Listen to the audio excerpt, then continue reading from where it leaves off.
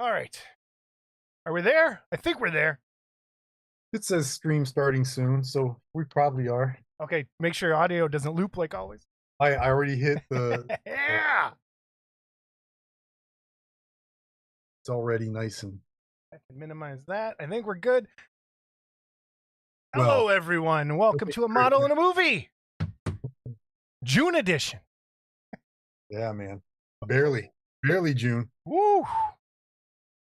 Let's wait for chat. Loud and clear. Okay, we're there. Hello, everybody. Good to see you. Hi, Brian. How are you, sir? All right, man. How you doing? I'm sorry we had to wake you up from your nap for this. I fell asleep on it wasn't really a nap. I was sitting there waiting, and Missy is part of Kiwanis, so she went to a Kiwanis meeting, and I was watching The Big Bang Theory and fell asleep. So what are you gonna do? It happened. So you are doing summer school, right? Yeah. Yeah. Okay. 2 more days left. Friday and Monday, and we're done. So Cool. 4 Very hours. cool. Jerry, it's totally cool, but I do want to ask Jerry, I can't remember if you told me, we're going to talk about this in a minute, but I don't remember if you told me, is there supposed to be a plastic thing? Was it not in the box? I just want to make sure I know and don't give out fake information. So when we get there, let me know what's up. All right. Hello, everybody in chat. Spike, Stormheart, Jerry, Francis, I don't think can make it today, which is kind of sad. Yeah. And I'm just getting around to all the emails. How are you, Brian? How's things since Wonderfest? Dude, okay. I decided I gotta get a new truck. Oh, me too. We both need new cars. Well, here's the thing. I have a GMC Canyon. I really like them. This is my second Canyon in a row. And I don't drive a lot because I live 3 miles from school. Yeah. So, it's 10 years old and it has 65,000 miles on it. So it's still worth like 20 grand. So I'm going to go Saturday and see if I can trade it in for. No, you don't drive a lot. Wow. No, I don't. So my car is a 2012. It is on its last leg. Yeah. It has 180,000 miles. Yeah, it's a 2015. I mean, it's an old. It's 2015. Yeah, it's 2015. Oh shit. Mine's a 2012. Yeah. Oh boy. So it's only your car's only 3 years older than mine. I just take care of. Hey John, how are you, sir? Dude. Yeah. So if I look sweaty, it's because my air is still not working. Are you serious? Dude, it has been a nightmare since I've gotten back from one. Lawnmower broke a couple days in. Microwave broke. So I had to put that in the other day, like the one that goes above the stove, like that thing broke. And my air just cannot keep up. It's 103 here, heat index feels like.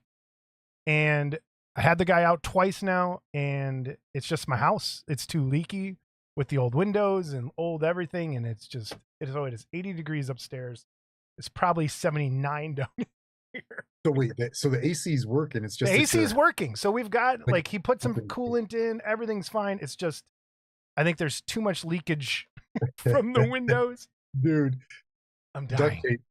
Duct tape. I'm almost at that point. Don't nod. Don't react to anything I'm gonna say. Just maybe possibly arson. Just saying. Oh man. Yeah, that's it's been, and it just hasn't gone well. Anyway. Yeah. I'm good, man. We're here for Model in a Movie. That's right. And a secret surprise. If anyone noticed in the thumbnail, there's a book review involved as well. Yeah, you got your book. I left mine upstairs. I got it. All right. So we'll talk about that right before we talk about everything else. And I have a ton of stuff I want to go over. We're gonna probably be here, I'm guessing, way over an hour. I think. Oh yeah. So. Oh yeah. I mean, just based on. I can only show half of the kits I got from Wonderfest because of how much I bought and whatever. So cool. I'm going to save mine for, I think some of them I'll talk about on the show on Monday. I want to just, again, everyone in chat, happy summer. Glad you're here. We got some cool stuff, I think, to talk about this episode. But that's my opinion, and it's usually wrong. Yeah, that's true. So what anything else cool you've been doing since Wonderfest? Like anything like building? We'll talk about your models in a minute, but building, just I went and saw Mumford and Sons. That was pretty good. Really? Okay. It was I know we don't have the same music taste for the No, we most do part, not. or much of anything besides models and movies. No, But we're pretty opposite when it comes to most things. but Even movies. When I looked at your list of things you watched, I was like, what is wrong with you? you know what though? Well, we'll talk about this. Yeah, Anyhow, we'll talk about when they come. yeah, Mumford and Sons was there's a place in Cleveland in Cuyahoga Falls called Blossom. It's outdoor amphitheater type Yeah. thing. You sprint chairs, sit on the grass, whatever. When we Hey, were Al. sitting, it's hard to get in and out of there. There's like one road in and out, so Yeah. you try to get there about 2 hours before the concert starts, which we did. And we were sitting in the car, relaxing, whatever, listening to music, my wife and daughter, whatever. And then it sounded like a train. I was like, what the? I'm like, you could just hear like, and about a minute later, the tornado sirens went off. And I'm like, oh my, and then it just opened up, dude. And I mean, it was close. I don't know exactly where it was, but it was close. And my daughter's like, I'm freaking out. I was like, listen, there's nowhere to go. They're saying get out and go lay in a ditch, but there's no ditches. We're in a freaking field. So it was the Dorothy. You could have been in Oz. It would have been awesome. But it was the idiots who were still walking towards the place. Like, and they even announced, this is locked. Don't come. We're sending people out. You're not to come in, and then they opened the doors at 6:30. We had gotten there around 5. And then they're like, yeah, we're starting at 7:15. We don't care because there's supposed to be more storms coming. Yeah. So the opening act does their thing and they're like, okay, we're out. We gotta go. So we can, and then Mumford and Sons comes on and they did about 45 minutes to an hour. And then they shut down because there was lightning and all sorts of stuff. So they're like, okay, go back to your car. It's a 20-minute walk to your car. We were like, I'm not walking back there. I'll never make it back. So we're standing by like the bar and we're standing, by the restrooms, whatever, just kind of hanging out. And the lady who's running the bar is like, hey, we got a tornado warning again. You guys need to go somewhere. I was like, just hop over the counter, start drinking all the beers. There was nothing. No, those are open too. There's okay. So we went into the bathroom and huddled for an hour with strangers. It was great that we were well protected. And this time, at least you had an excuse doing that. It was for a tornado instead of your normal just liking to cuddle with strangers in the bathroom. And hey, the good news was though it was made out of plywood, so if the tornado hit, we were fine. Yeah. Oh yeah, thousands of splinters, millions running through your body. Hey, John, good to see everybody here. That happened to me last summer, August. We had that tornado like a block away. Yeah. And I went upstairs and you always hear that it sounds like a train. And I was like, man, that sounds weird. Right. Sounds like there's and it was this like middle of the night, so you can't see anything. I was like, man, it sounds like a train outside. Yep, there was a tornado. So we couldn't see it, and there was a tornado, and an hour later, Mumford and Sons came back on and finished their concert. We got home about 1:30 in the morning. Oh, that's awesome. It was a great show. Had a good time.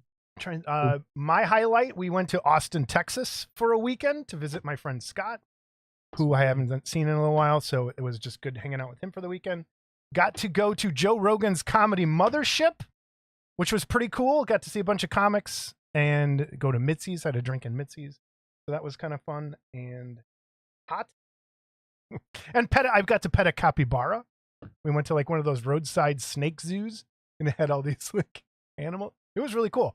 You paid like extra money and they let you go in the cage with the things and extra money to potentially die. Yes, nice. Yeah. No, it was capybara. They're big guinea pigs, which they're not. Okay. Have you ever seen a capybara?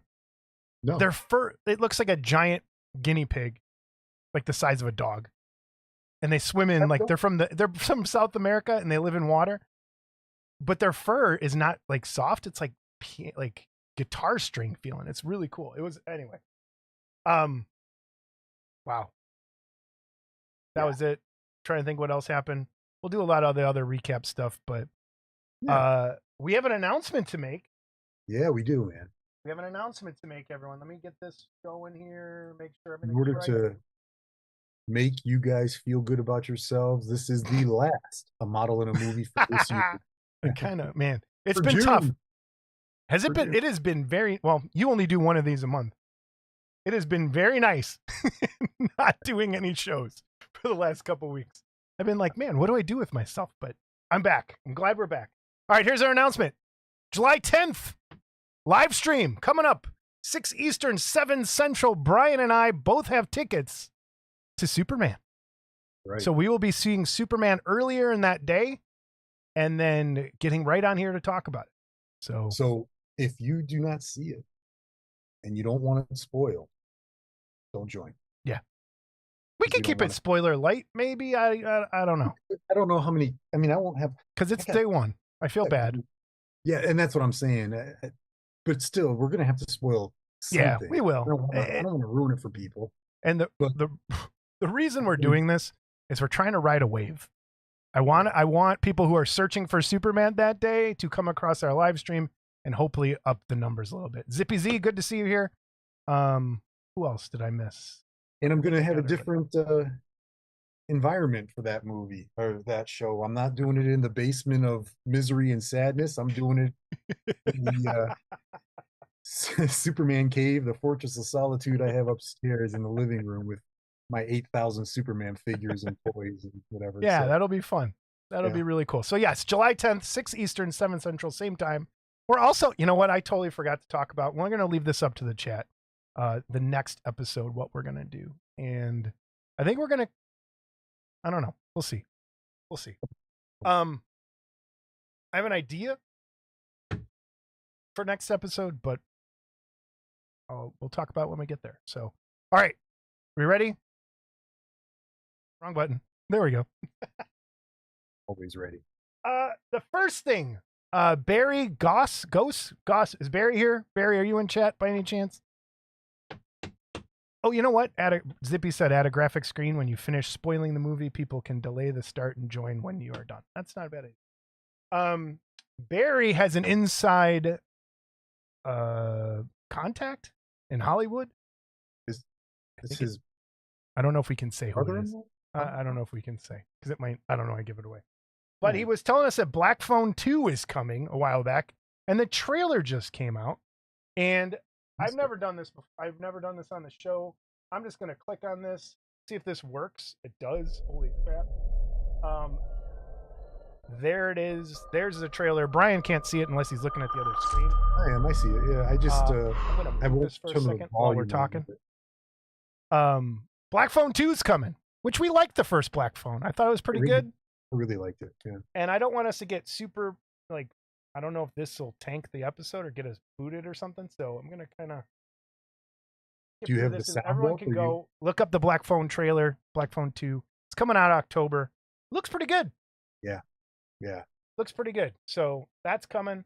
So thanks, Barry, for the heads up. I appreciate that. There were some other movies that I sent you trailers for that are like August, September that we're going to try to Yeah, they look pretty good. Yeah. So I can't remember off the top of my head what they are, but Weapons? Was it Weapons? One is Weapons, yes. Weapons? Yep. Weapon. Yeah. But the I can't remember. There were a couple, but they were right up our alley. So, all right, let's get to the point where I think a lot of people are going to be annoyed.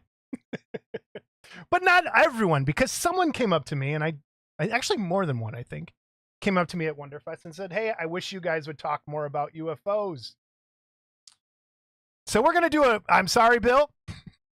Oh, yeah, Frankenstein. Did you see? Thank you, Bill. Yeah, I did. Did you see the Frankenstein trailer? Yeah, Guillermo del Toro, right? It's a Netflix. I don't. Is it a movie or is it a series? It's a movie. I thought it was a series, but either way. So yeah, that's definitely one to put in the. That looks good. That looks good. We read a book, and I brought it up. What, 3 episodes ago? 4 episodes? 5? I don't even remember. It was a while back. You didn't bring it up with us. You brought it up on Model Club TV, I believe, because I was like, oh, cool, and I ordered it. But UFO of God, all right? Story, life, the extraordinary true story of Chris Bledsoe. So we both read it. Brian, did you? And I don't know. Maybe we could do more. I have another idea for the next book. We'll talk about that in a minute. The movie book club.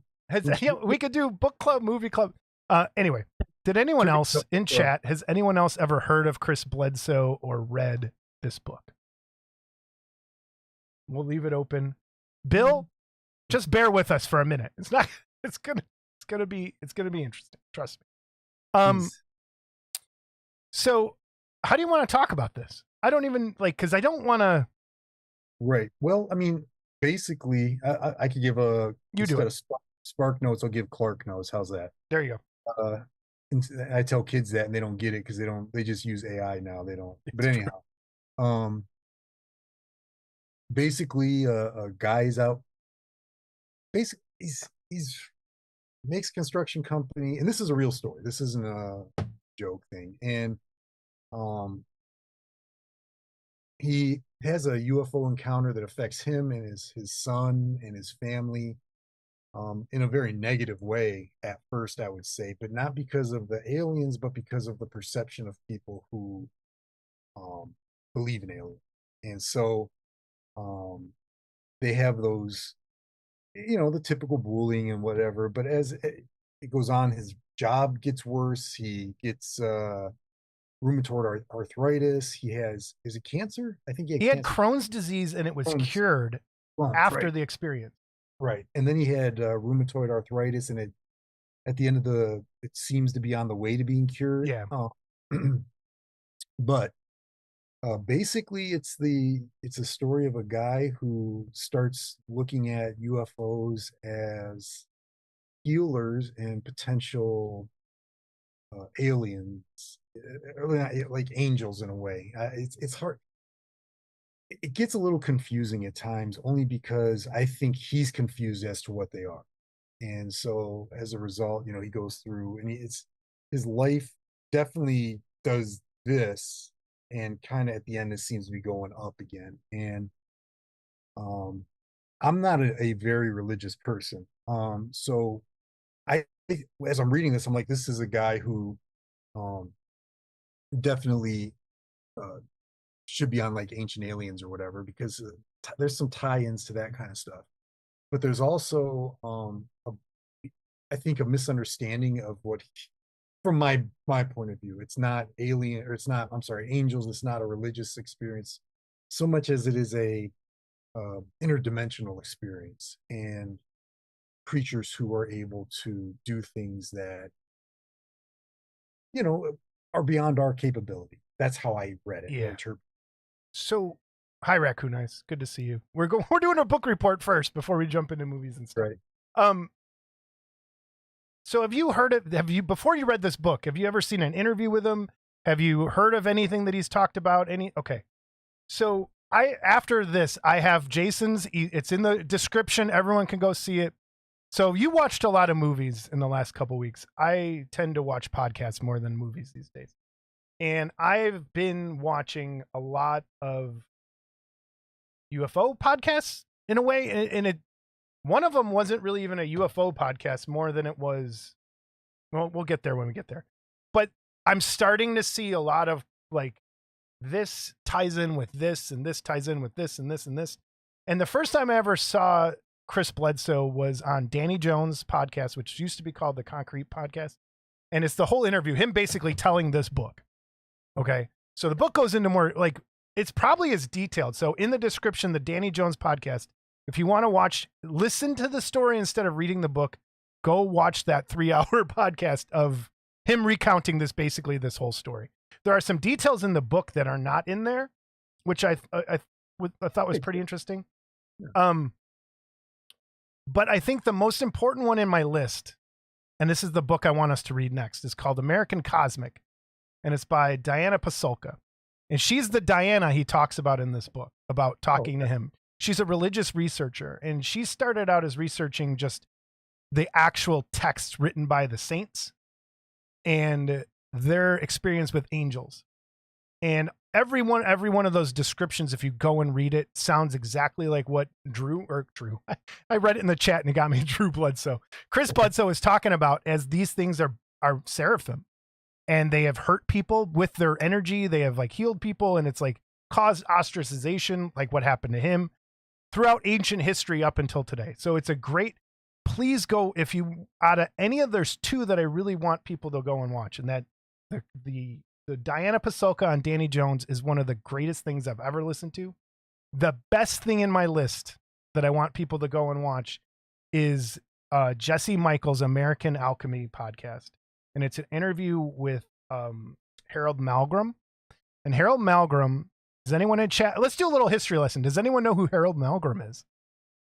No, probably not. No clue. He basically kept the world from being nuclear annihilated during the Cuban Missile Crisis. He was an advisor to John F. Kennedy, and he basically talked all the army guys out of destroying Moscow. And when he said, well, guys, if you nuke Moscow in 5 minutes, there's no one to negotiate with. Why would you even do that? And they all kind of stepped back and were like, yeah, I guess you're right. And it like, anyway, Jesse Michaels does an interview, basically a deathbed interview with Harold Malgrim and all of this stuff. And it is if you're interested in history and the Cold War, that's most of what it's about. But UFOs tie into it. And this is one of those threads that really got me like going, oh, wait a minute, there's something to this. Because in this book, remember, there's a part where he talks about the one guy from NASA, Tim Taylor. He's also in Diana Pasulka's book. This guy is like, he goes around, he's like the what's his name in Marvel? Sam Jackson. Nick Fury. Nick Fury. He's like the Nick Fury. He's like in everybody's story who's involved in this. And he just kind of shows up. And he's a NASA guy and all this stuff. But when he had Chris Bledsoe touch the UFO materials that he said or came from space, and Chris said he felt something like a presence, like thoughts, like you could hear them speaking to him in his mind. Which when you say, oh, that's crazy. Harold Malgrim had the exact same experience in the 60s when he was brought into Wright-Patterson Air Force Base, and he was told to touch something by another guy. And he said it was the weirdest thing. And this guy's on his deathbed, basically. And it ties in. It's the exact same story, but it's from two different guys who have never met each other, never. So please, and then in my list, there's. Before you do, I mean, why is that okay? But whenever I tell you to touch something, you're like, yeah. So in my list down there in the chat, there's also the interview with Ross Coulthart and Jesse Michaels, which talks a little bit about this and is again more World War II, what's going on with cover-ups and all that. It's great even if you don't believe in UFOs, it's great to listen to. Like there's so many interesting facts. And then the interview with, and then you know how he talks. So he also feels the presence of this. He calls her the lady. Yes. He never talks about Jesus. Never talks about any of that. He says there's a lady that talks to him, and the helicopter pilot that supposedly retrieved a UFO. Oh, damn it. So I'm going to go through my list here. I mean, while you do that, I mean, basically you get the idea that the lady is the Virgin Mary in a way, or interpreted as the Virgin Mary. And she's always described as a glow around her and a positive feeling and all that. So Jake Barber, who came out with Ross Coulthart, apparently he was a helicopter pilot for the Army and was involved in recovering crashed craft. And he said when he was carrying one of those things, he could feel the presence of a woman speaking to him through his mind. And it's exactly lines up with what Bledsoe said. So if you're interested in any of this, please watch some of these that I have. There's a great interview with Chris Bledsoe and Ross Coulthart, who does a lot of like trying to debunk him and ask him like really tough questions. Like, dude, like this sounds crazy. This is the interview with Danny Jones that I think everybody should watch. We got this one, which is Ross Coulthart and Jesse Michaels. So this is the list, but Diana Pasulka, I wish everyone watched that. And Brian, we're going to read, I think, American Cosmic, if you're up for it. Well, I will say I'm up for reading, but I don't know if we'll have time to read it in a week and a half. Oh, no. I'm talking like October. Yeah, because I was going to say, like, I read this 3 days, but I know you. Yeah, it takes me a long time to read books. And what I have on screen right here is the new UFO video, the little UFO news was from the Weaponized podcast. And this video was referenced in a couple other videos and interviews. And this is from, I think, a spy plane that catches a UFO floating through the clouds. So anyway, that's where we are with that. Brian, did you believe him is my question.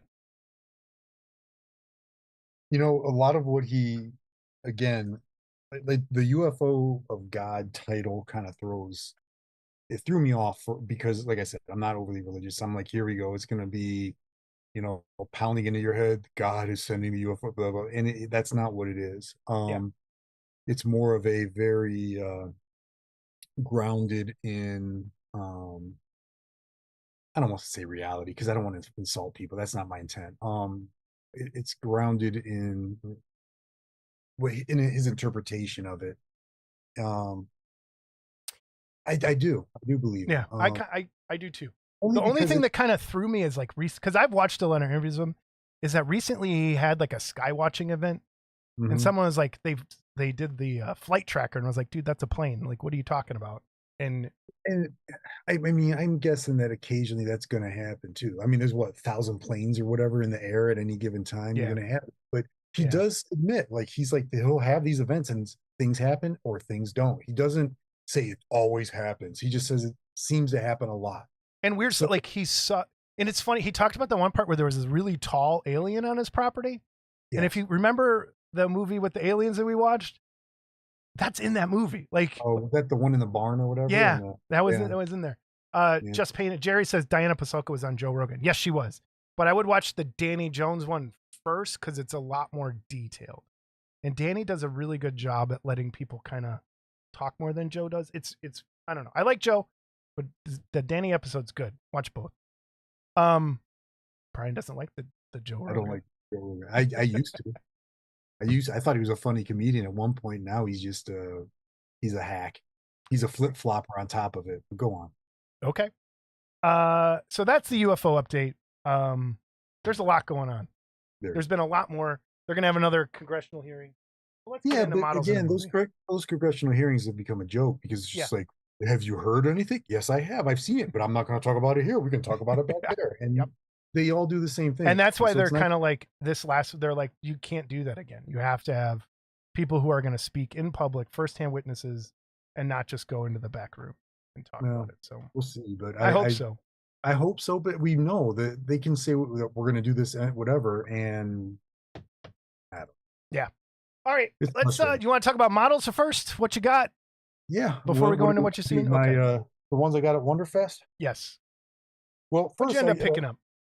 first I got a gift from Jim. I got Kentucky Kaiju, man. It's a great little Nice. book about my daughter grabbed it right away when I came home and started going through it. And he included an awesome Superman bookmark. Very cool. It's the Superman the Definitive History. If you are a Superman fan, you have to get this. I have this book. It's $150 actually. It was a Christmas gift from my in-laws. Oh wow. It comes in a wood case. It is, dude, this thing's beautiful. If you're a Superman fan, you got to get that. Thank you, Jim. All right, so I picked up the Major Tom from my boy Dan, It was on my list and I did end up getting. and he told me he feels like ringing a bell every time someone picks one of these up because it's just one of those things that he loves. I haven't even unwrapped. I haven't unwrapped any. But it looked cool. I think I could do something fun with it, and I don't know. It's a monkey with a cigar in his mouth, dude. That's hey, can't go wrong with that. Exactly. And Spike, Also, I'm glad you caught up now.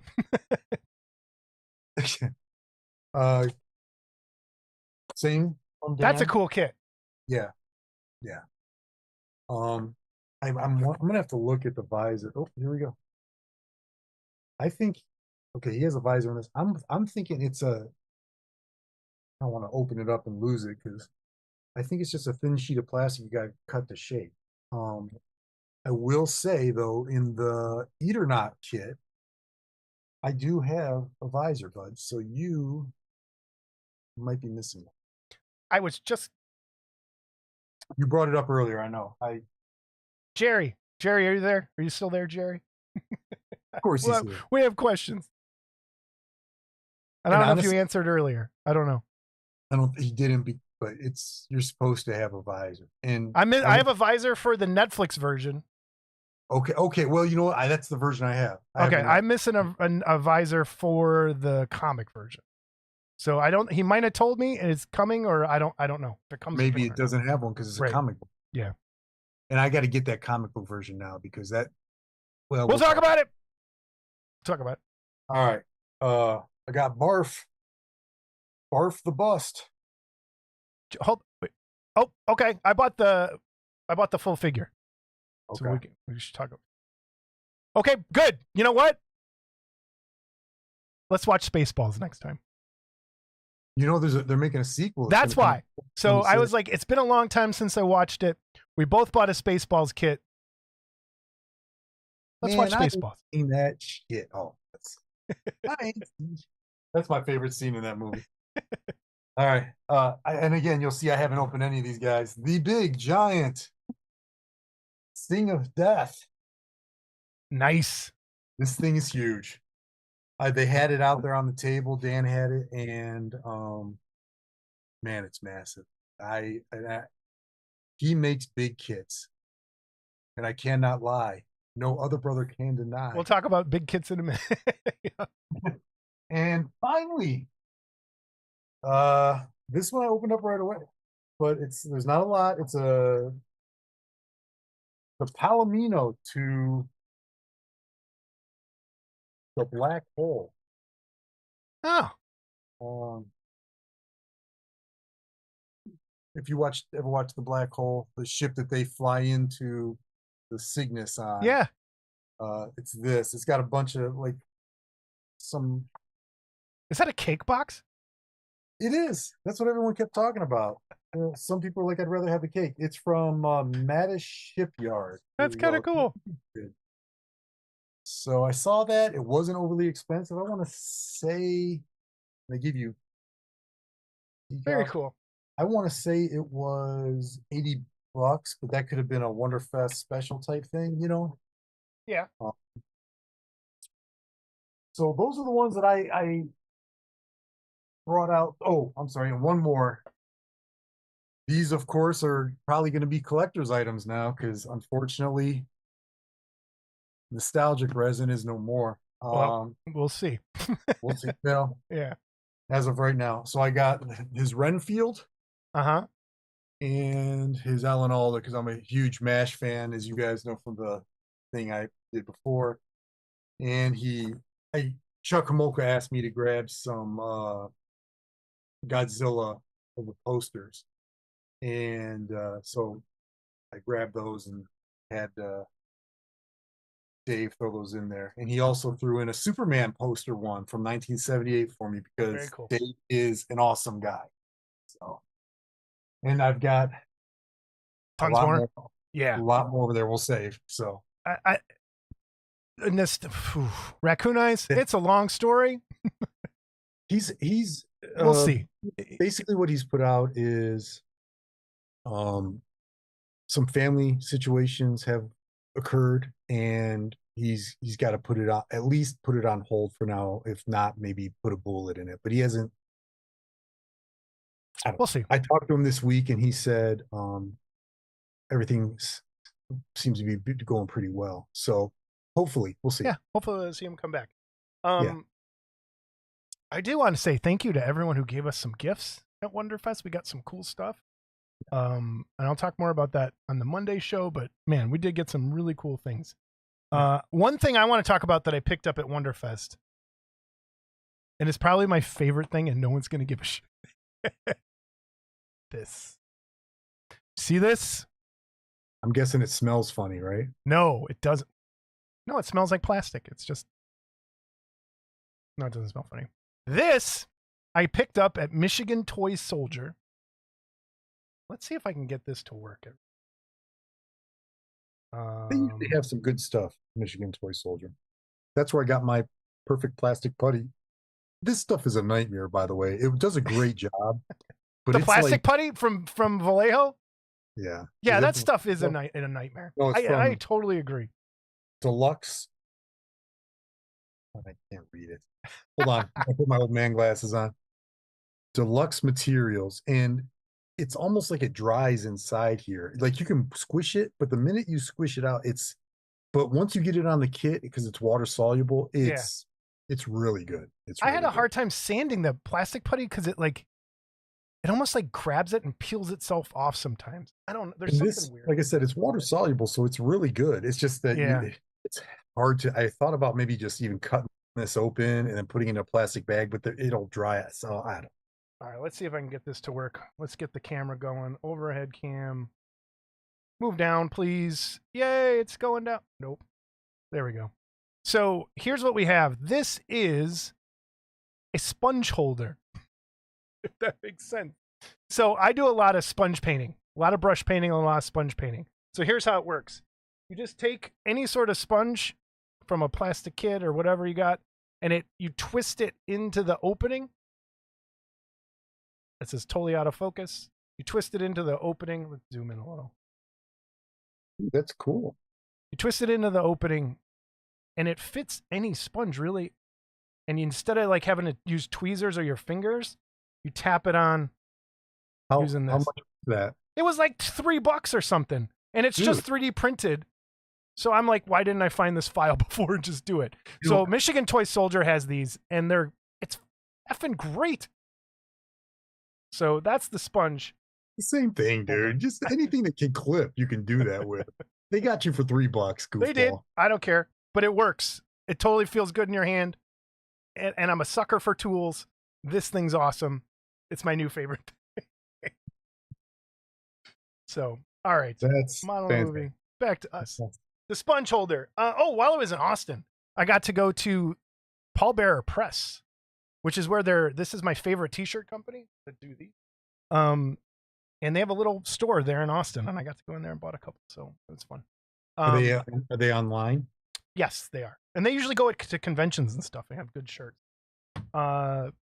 Did you paint anything, Brian? I did. Hold on, I'm writing down Paul Bearer Press because I never have enough t-shirts. Speaking of which, I blew you away at Wonderfest with my Sting of Death t-shirt. You did? You did? I have awesome. a green slime t-shirt, but I threw it into the laundry. Who knows where it is? All right. Could it be in the laundry? I don't think so. The laundry's pretty empty. Here's the thing. I am sponge-worthy. I have somewhere close to 3,000 t-shirts or something. And I think we talked about it where Missy said, you need to get rid of some of those. And so I just wore, you don't wear them all. So I wore a different t-shirt to school every day from September to March this year. I never, and so she's not in. Anyhow. So, there's a question in chat real quick. Is Needful Things still doing business? Interested in their Planet of the Apes bust? Their Facebook page has not been updated since 2024. Yes, they are. I know Scott is doing the printing for those, so maybe hit him up, but he's behind as always. So I've been waiting since 2022 for his Halloween with Laurie Strode, like Michael Myers, Laurie Strode double bust. And yes, Rob, he's a little slow on things. Yeah. All right. But I think Scott does have some printed, so you might just reach out to Scott and ask him. He might have some ready to go. Because I wanted the Robin Hood and I couldn't get in touch with them. That's one that I have. And so Scott printed me one. I paid Scott. Scott then paid them. Yeah. You might be able to do that. Yeah. All right. A buddy of mine, huge Ultraman fan. So I made up the Ultraman cityscape for him. I didn't glue them on yet. That's the only thing I haven't done. I will. I really like that. I really like that kit. Jamie Sy. It's a print, right? Jamie Sy, 3D guy, did it for me. It is a really good size. I'm going to say he's about a foot tall, so that's about 1/6 or so. Well, actually, it'd be 1 million. Yes, a giant. But never got into Ultraman. Don't know anything about Ultraman, but my buddy likes him, and he did me a favor, so he gets an Ultraman to put in his. Yeah, dude, I love that thing. That is a great kit. And this was printed clear, and then I painted like it had a hint of blue in it, and I did clear blue on it, and then I sealed it with quick shine floor polish, and you could see it looks pretty good. Yeah, that's cool. Oh, and you can't see, but the eyes I painted with glow in the dark paint. So at night, it's gonna light up. It'll glow. I use the Revell night color. It's called. Oh wow. Okay. So we'll see if it. I love Ultraman. I really do. Let's see if I can I used to watch it as a kid too, all the time. Yeah. No, I did not watch it on WAB. I never got into Ultraman. I watched it on channel 66 here. I remember. It's kind of, you can't see, but it's kind of glowing just from just holding my light. All right, so that I finished my Nosferatu. I said, if you remember, I was going to do it black and white background. So there's the background, floor, and I just got pins today, so I got to pin them on. But hey, dude, that looks cool. So came out pretty good, man. Yeah. You can see I broke his fingernail off. I got to repoint that. I glued it back on. But yeah, I don't know. That's a good look. He's hanging upside down. But I started with the problem was I didn't like any of the paint schemes I was coming up with. Yeah. And what started happening was all the paint schemes I was coming up with created a really cool mess. And it looks really good. He's a little darker skinned than he's popping on there. Yeah. But man, sometimes that's the best way to do it, is just start slapping paint around and see what happens. Yeah, I did a little bit of this. He became a little too purple because I wanted him to have a little purple, and then I was like, he doesn't look. So it was just like coding, coloring, shading, different things, and the next thing you know, there you go. Pretty cool Nosferatu. Yeah, good job, man. All right, so those are the two that have nothing to do with the shows. You want me to hold on to? Yeah, let's wait till we get to the movies. Real quick, I've been building. Well, let's go back to. I can go back to overhead cam for a second. Oh, thanks, guys. Appreciate the compliments. And just show you what I did. I've been painting more on my Hannibal Chew. Where's the overhead? Who's Hannibal Chew? From Blade Runner. Oh, that's right. Okay. So I got about, I don't know, started doing some just quick sketching in and a couple little washes. Still got a long way to go. Been working on it on and off for a little while, but it's turning out okay, I think. That's in progress. See, in that already, because I'm watching it on the. I would stop there because that's. I know you would. And I don't. Again, I don't. What's left to do? I still got to tie in and do a little more blending in there and a little more highlighting. Like this nose, it needs to be highlighted down the bridge of his nose. It needs a little more highlighting and then red in the cheeks. I want to soften up the top a little. But it's close. It's getting there. I like, this is too stark for me in this area. I want to blend that out a little bit. Oh, we didn't even talk. I did get a kit finished for the contest at Wonderfest. Oh, yeah. I'll talk more about that on the other show, but I did get my, I got a silver in the contest with my, hour and a half paint job, and you get a silver. No, it was a week. And this is from Nick, this guy, Nick Sadolkas. I can't even say his last name. He did all this series of goblins wearing like forest things. Like one guy has an acorn on his head. The other guy has a mushroom.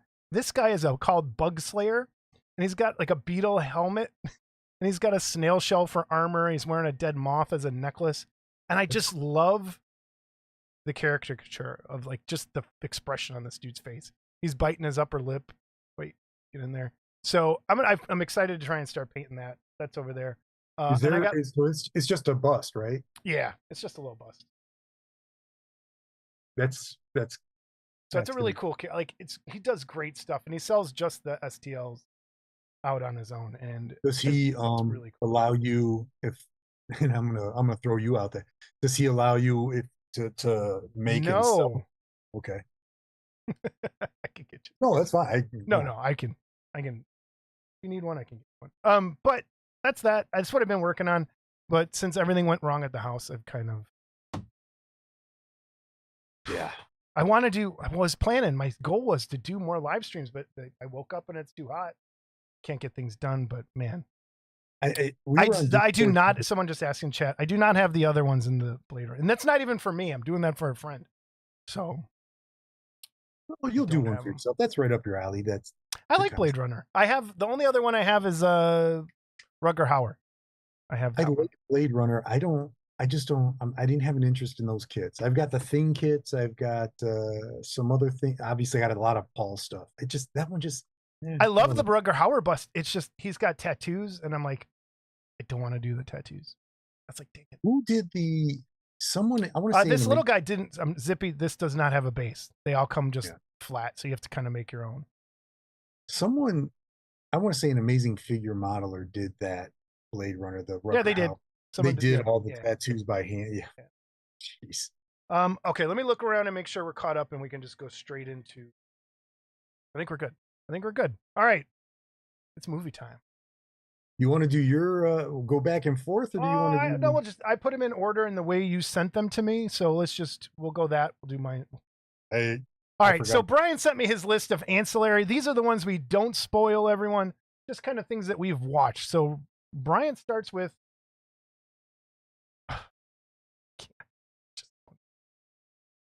Well, here's the funny thing is I can't remember the order I sent them to you in my phone. I'll tell you. The Crow. Okay, The New Crow. The New Crow. All right. Have you seen it? No. It was like on Stars or HBO or okay. Stars. And so I was like, you know what? I'm gonna record it and watch it. And I will tell you, without spoiling too much, that if it comes down to watching this or the 1994 version, I will never not watch the 1994 version. This is not the here's the big problem with it. Bill Skarsgård is phenomenal. He might be one of the best actors of our time. I mean that. The girl, don't like her. And they play it up where they're both drug addicts. They meet in rehab. And I never read the comics. I don't know if that's part of the comic. And they are so unlikable. And it's not his fault. It's not Skarsgård. They are so unlikable as people that you don't care that when they die. And you don't care when he's coming back to avenge her. You don't. It's just like, okay, let her die and just end it. That's funny. That's every review I watched. Okay. Said the exact same thing.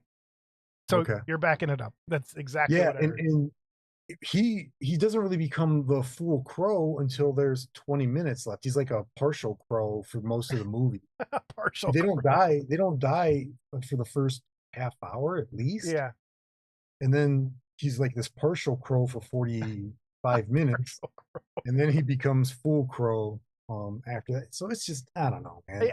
I heard it was god awful. So I stayed away from it. I wouldn't say it's god awful, but it's just, it has some really cool kills. There's a really cool scene in an opera house, but you've seen it before where he's walking up and the bad guys are shooting at him. Yeah. But dude, did anyone in chat see this New Crow? Are they concurring with Brian? I just sucks because, like I said, Skarsgård is phenomenal. And he's good in this even. Yeah. But it's like, it's being the bow tie on a turd. It's still a turd. All right. Up next, The Cleaner. You watched The Cleaner for some reason. On HBO. That is with Daisy Ridley. This is Die Hard with a janitor. And it's literally who's a 90-pound woman. Yeah, and it literally takes place. And you gotta watch the first one. It's phenomenal. Dude, oh come on! What? How have you not seen the first Crow? You gotta watch it. I mean, it's like it's a perfect movie almost. I'd agree with you. Soundtrack, the best soundtrack, the best score. It's a great movie. Oh my gosh. Acting, and of course you add into it the sadness of Brandon Lee, and there's something there. Dude, it is such a good movie. So yeah, it's literally a Die Hard movie, but she's a janitor. It's literally in a skyscraper. It's Daisy Ridley's fine. They put her there in this weird wig. It's kind of, I don't know why they did that, because on the poster, like what you're showing there, that's not what she looks like at all. Yeah, I got this other picture of her, this photoshopped of her falling and shooting. And then her. That's not photo. Oh, that's the other poster, and that's what her hair looks like in the movie. Yeah, that's that's the other poster that I saw. Clive Owen, of course, is good because he's always good. We're not doing spoilers, so I won't say what I know about it. So yeah, look at that hair, dude. Terrible. Clive Owen's not. I'll spoil this. He's not in the movie very much, is he? Not as long as you think he's going to be. Based on this image, you think he's in the movie a lot, right? Yeah, I mean, they play it up where he's the Hans Gruber, and he kind of is. He kind of is. Yeah. but it's also eco-terrorism. That's what it's all about. Yeah. So, and she, you know, Daisy Ridley, I think is easy on the eyes. I enjoy her movies, and I felt bad about this one, but whatever. What are you gonna do? Go watch Children of Men, a much better. Oh God, that's a dude, good movie. That's one of my. I think that's where the world's headed more than anything. But That movie is so good. yeah, it is such a good movie. Yeah. All right, and then you watched Super / Man, the Christopher Reeve story. Again, this is on HBO Max, HBO.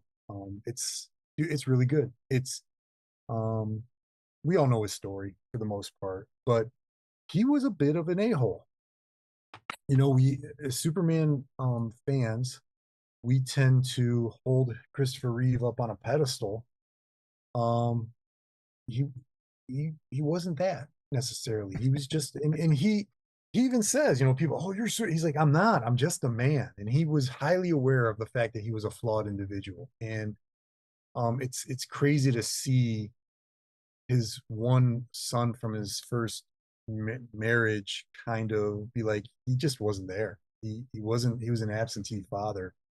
Um, but yeah, it's a. They try to make it sound like it's an inspiring type thing, and more what I took from it was, um, if he'd have just slowed down, yeah, don't be a dick. Yeah, you know, enjoy what's around with him, and hey, Raphael.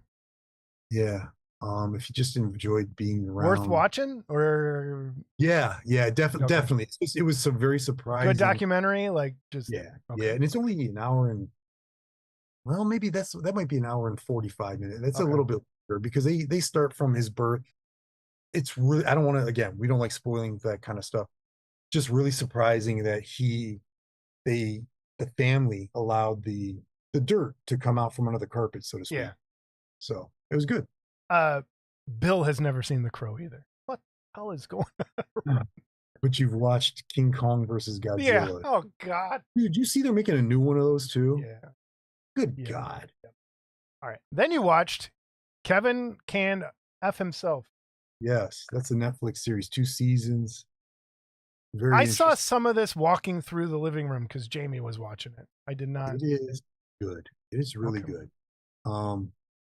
And the crazy thing, what it is when she's with her husband, it's a sitcom. Like the lighting, there's laugh tracks, there's one-liners. It's a completely different show when her husband leaves the room or when she's off on herself.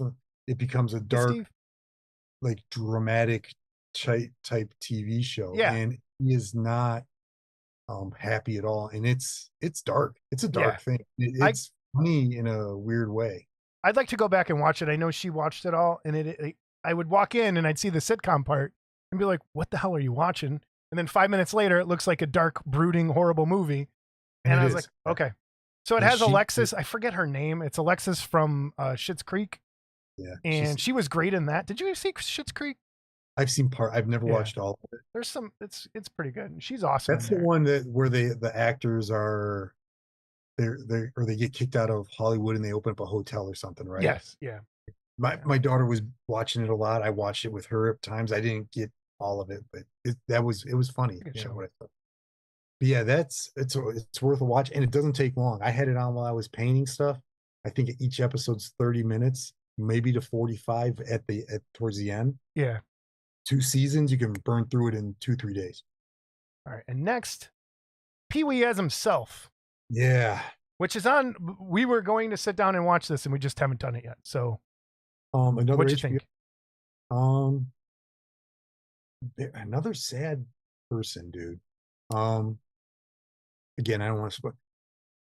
The image that we have of Pee-wee again is not who Paul Rubens is. You know, a person who was clearly closeted. I mean, I don't think that's but there's a sadness within him that is he just doesn't trust people, and that comes out very clear. And you don't know, he's a performance artist. You don't know when he's talking to the documentarians if he's even now putting on a show. I mean, it's almost it's hard to watch at times. It made me laugh because he's still himself and he's a funny guy. Yeah.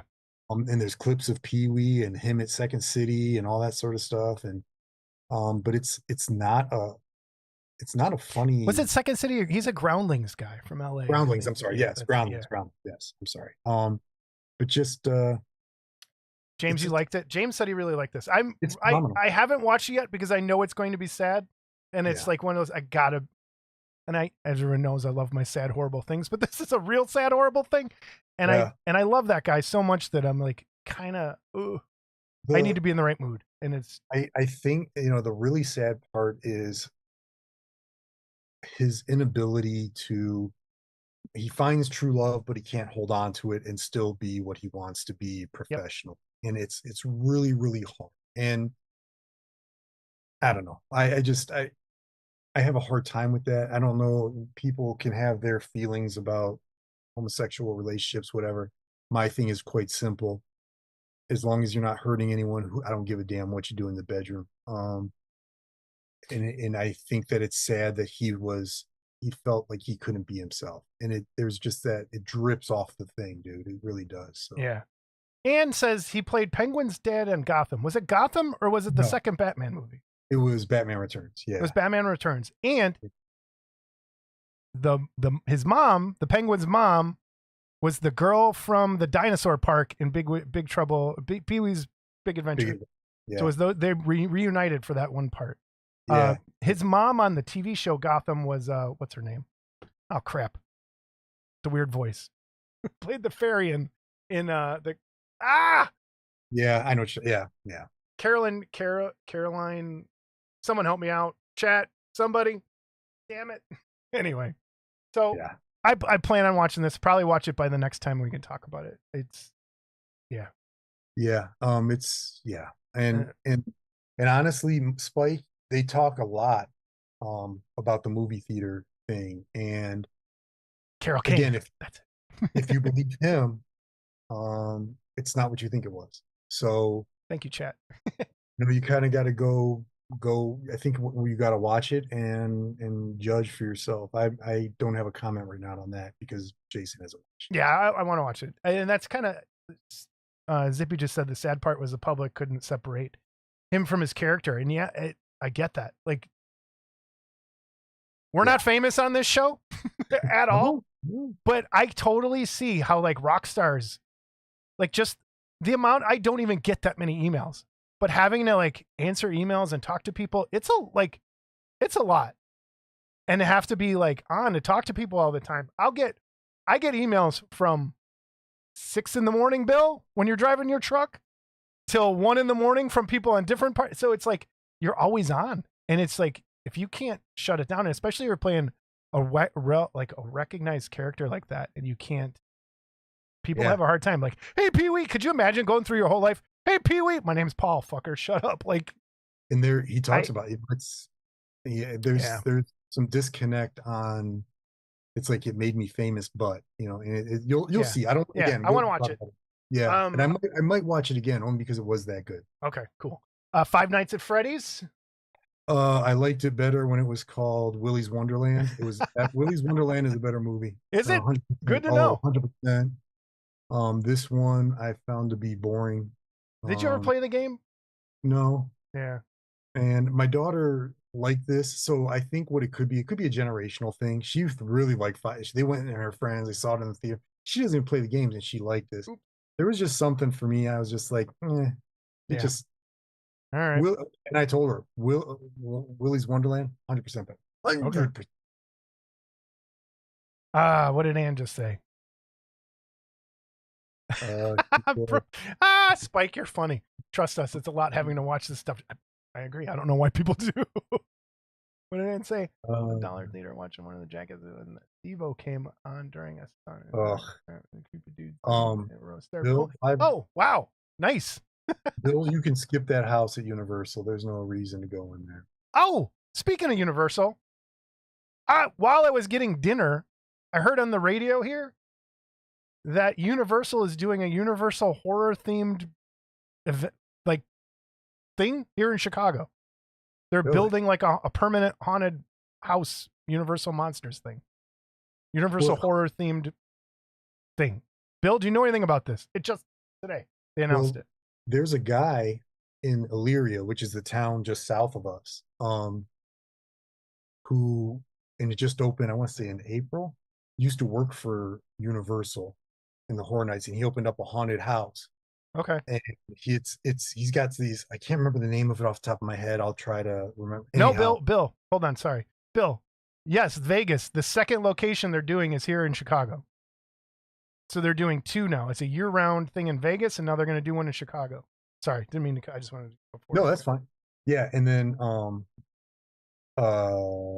yeah, he wants to give these people an experience. Like he has haunted Dungeons and Dragons nights.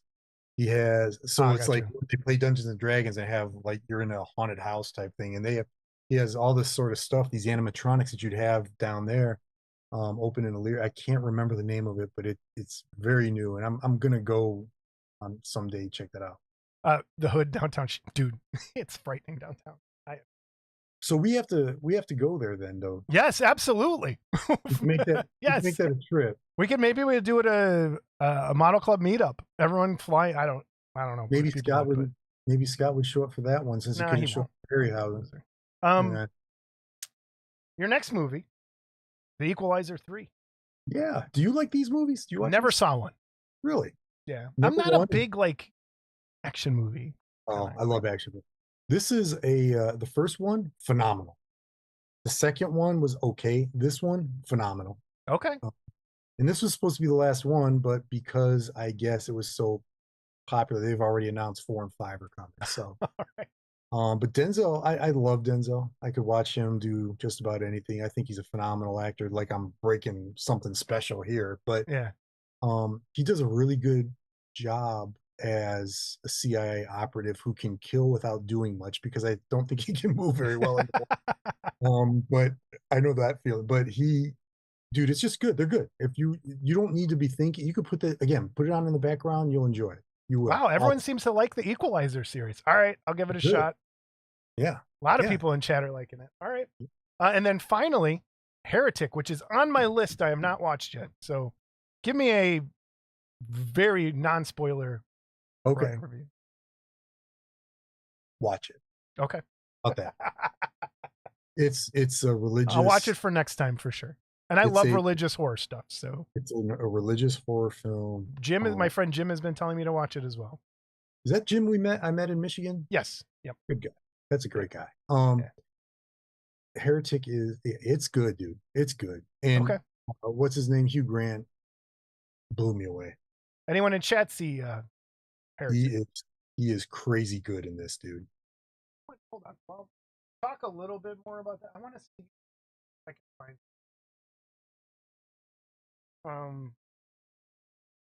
You know, it works really well on podcasts and things we got to talk, shoving shit out. I want to see if I can find the news story. Yeah, here, look, I can put it on screen for everybody and read it. What, Universal? Yeah, and see if we can get to the bottom. Universal Destinations and Experiences opening a year-round immersive horror experience in Chicago. Universal Destinations announced Thursday the expansion of its universe to the Midwest, with Chicago as its second location for its year-round immersive horror experience, Universal Horror Unleashed. When's it going to open? Do they have a date? Universal says it will transform a 114,000 square foot vacant building at 700 West Chicago Avenue. That's not far from my old apartment. In Westtown, that's right by my old house. Where is it? In a world-class horror attraction entertainment project expected to create 400 jobs, 1 billion. Dude, you could go work there. You could bring back Meatface. Dude, I could. No, I think it's all themed on their movies. So Chicago 2027. Yeah, that's right by my old house. That's just so you know, that was a joke. I didn't think that they would really hire you. Good God. They could hire me as a set painter or something. Yeah. I would love to go play a character in there. That'd be cool. That would be fun. Isn't Chicago already a horror? We'll talk about that in a minute.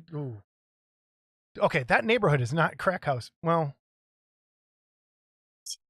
it all kind of is at this point. All right. I watched 2 things. And the first one comes up as a Chicago connection. Chicago Avenue isn't that a crap area town offices? Chicago Avenue runs like the width of the city. Like there's probably 50 neighborhoods off of Chicago Avenue, Bill. The Phoenician Scheme, the latest Wes Anderson movie, I went and saw with Jim at, again, I have to talk about how amazing it is, Alamo Drafthouse. Fucking love that theater. I wish every theater was an Alamo Drafthouse where they kick people out for talking and have you on your phone. I love Alamo Drafthouse. The only problem with Alamo Drafthouse here in Chicago, it is on the corner across the street from Wrigley Field. So you can't just go, I'm going to see a movie at Alamo Drafthouse, because if there's a Cubs game, you're screwed because they shut the street down. It's a nightmare around that neighborhood most of the time. So you have to like not only look at movie times, but look at the Cubs schedule, look at what else is going on. But I love that theater. Absolutely love it. It's just love it. And I hate movie theater, but that place is just cool. The Phoenician, what's it generally about?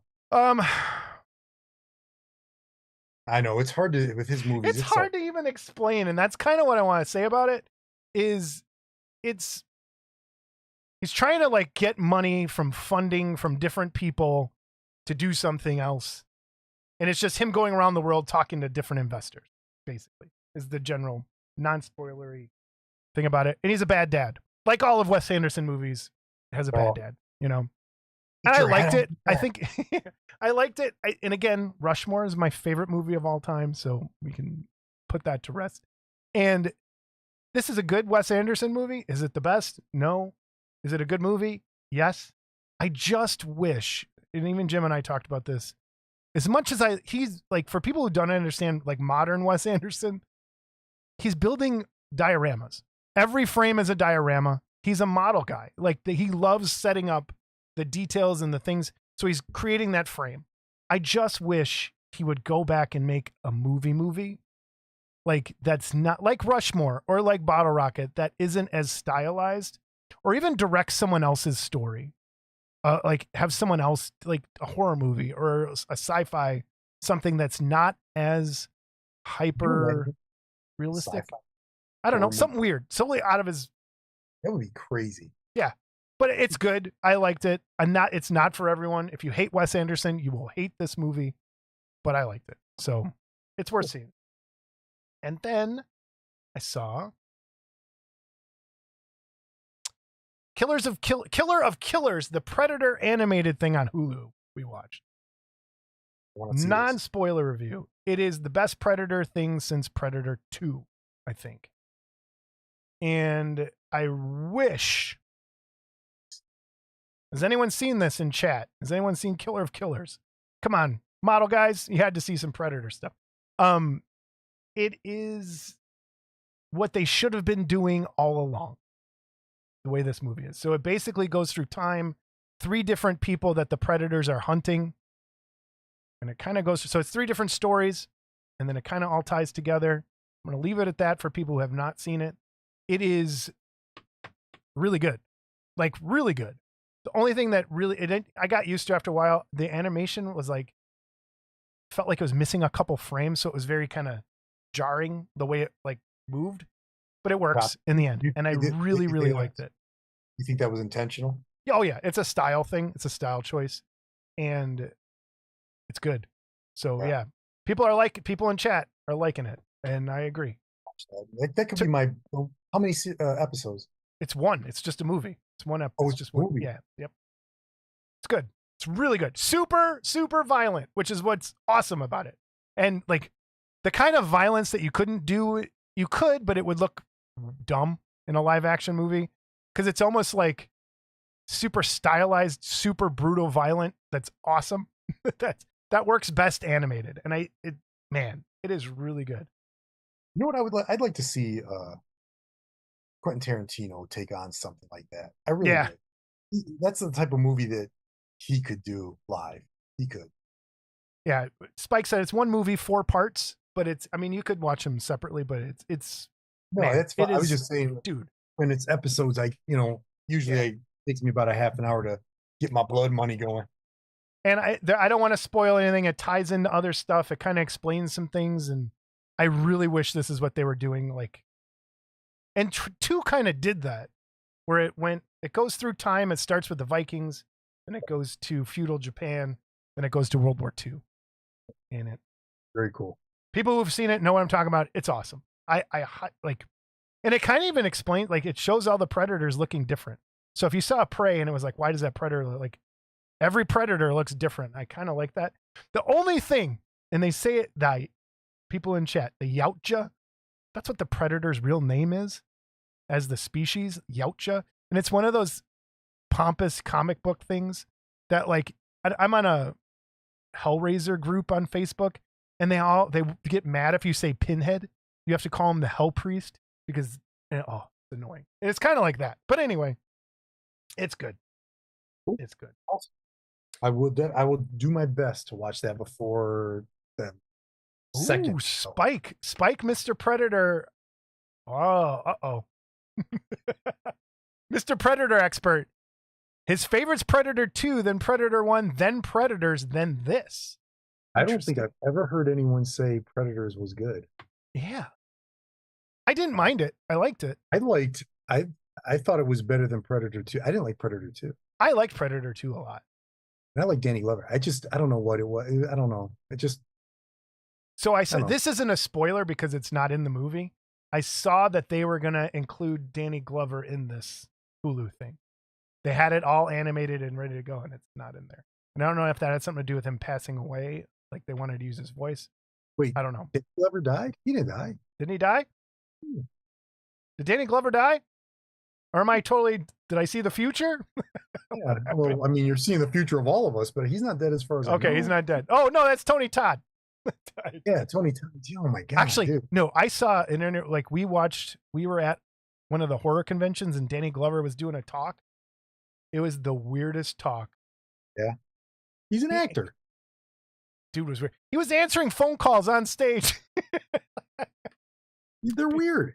Okay, Danny Glover's still alive. I Yeah. thought he died. All right, it was Tony Todd I'm thinking of. Because dude, Tony Todd, what was his last appearance? The new movie that just came out, Final Destination. Yeah. They had a thing about him in the last Fangoria. Dude, he looks terrible. Oh yeah, it's because I think he was dying. I know. I know, but it's just like, oh man. And I mean, he is a voice and a face of horror. And that voice, what a good voice. And Candyman, he scared the hell out of me. Yeah. Hell. So good. Al says Predator, Predators, and Prey. Interesting. Predators is getting a lot of love. That's weird. Yeah. I didn't expect that. I liked Prey a lot. I heard about the new Lethal Weapon movie was coming. They said that Mel Gibson was going to direct it, so you'll probably go see it for sure. You weirdo. I will. I love Mr. Mel Gibson. What's your favorite part? The anti-Semitism or the drunkenness? All of the above. I'm Jewish. I get to say Jewish jokes. I got that 1% European Jew in me. He converted just for the jokes. I did. I can tell the jokes now. Great. I have enough Jewish blood to have been put in the camps, I think, by the Fuhrer. How about this? We did a ancestry or whatever, one of those things we just wanted to see.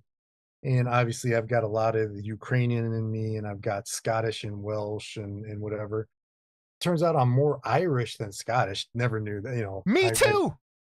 But I was always told I was more Scottish than anything. So my great-great-grandfather came over in a kilt from Scotland, one of them, and we have pictures of him, all this stuff.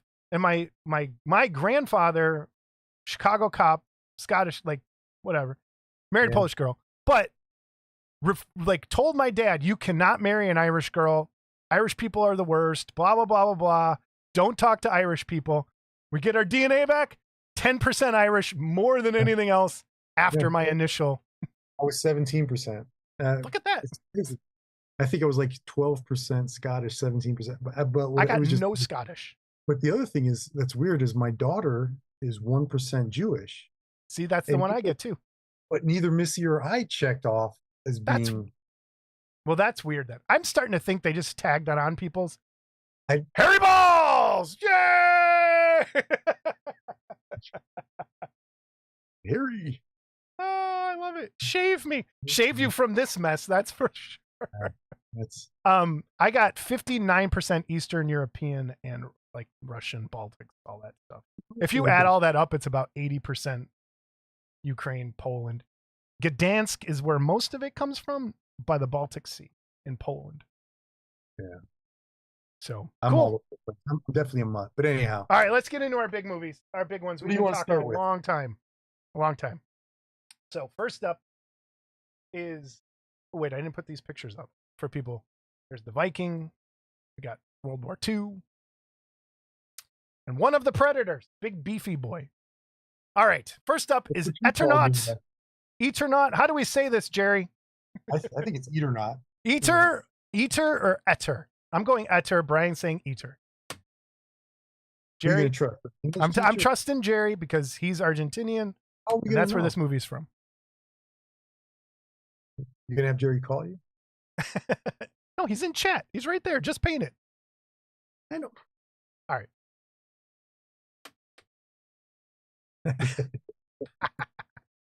Very good, Spike. All right, Eternaut. We'll find out. Series on Netflix based on a book from Argentina from the 50s, I found out, because I went to go try and buy the book after watching this, and it's sold out everywhere and very expensive if you would like to buy it. So I'm going to try. I'm wondering, I'm right. I'm wondering if because of the success, if it won't come into secondary. I'm sure it has to. I would think after that, because I would want to read it, but of course I can't read it in Argentinian. But so we are going to go full spoilers for season 1. There is a season 2 coming, which I did not know. I thought this was a one and done thing. So I was away. I was happy. Yeah. Okay, so it is Eternaut. All right. You are oh crap. Ha ha! Eternaut. So it's based on a book from Argentina from the 50s and was updated, I guess, in the 60s. Jerry was telling me a lot about it, and he told us that this was like one of their country's biggest novels. Like it was a huge impact in that country, and it's the new season's coming out in November. He said just now, so I'm excited. Brian, let's go right off the bat. Did you like it? Before we kind of delve in. Obviously, if I should look to see if the second season was coming, yeah. Yeah, I really like this too. Dude, this is a phenomenal TV show. And Jerry, I went and sat with him and the Styrene Syndicate guys a little bit. We were talking, and Jerry was building it up for me a little bit, and it made me just even more excited to see it. And I'll tell you what, I'm not gonna lie, when it started I was like, oh no, because it kind of starts off as stuff we've seen. Something goes wrong, I gotta go get my daughter. Oh no, my daughter, my ex-wife and my daughter.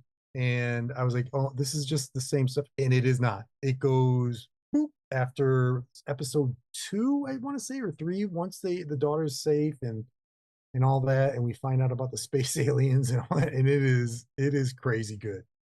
Yeah, I agree completely. I really like my Doomsday kind of stuff, and this is right up there. And I like how they handle the unsettlingness of everything going on. It's very slow burn. Those first 2 episodes. The first episode's great, like just kind of creepy and like what's going on, and people don't know. So what technically happens? That starts out as their poker night, and it's not a game. Jerry, what is this game they're playing? I've never heard of this card game. Is it an Argentinian card game? Is it something us white folks should know about? Should I want to learn how to play this? But man, so it's their card night, and then the power goes out. And it's not just their power, it's their phones, it's everything. And it's instantly snowing outside. And if you go outside, you die. And that's what I couldn't figure out. Was it the air? But then eventually it was the flakes, that if the flakes touched you, you died kind of thing. So, and I'm sure, and I don't want to know anything else that happens after the last episode. Like, I don't want to get spoiled. So, Jerry, if there's some sort of revelation about all that, I don't want to know. Okay. Kind of like poker. All right, cool. It's an Argentina and Uruguay game. Oh man. I think we should have a Wonderfest Argentine Uruguay game next year. Yeah. Good night, Bill. We should, yeah. You know what, Jerry? Do you know how to play? You could teach us at Wonderfest, and we could do that every episode or every Wonderfest. Have that game. That'd be cool. So then they just, everything goes to shit. Cars are crashing because everyone instantly died, and they have to figure out. The one guy is like, pulls the instant, I got to find my wife, and he walks outside and dies, and they're all like, oh shit, we can't go outside. So it goes from there. They figure out they can kind of go out there with, and I love, like, what'd you think of the actors? Like, I thought everyone did a great job. The main character is Juan, correct? It's Juan. Yeah.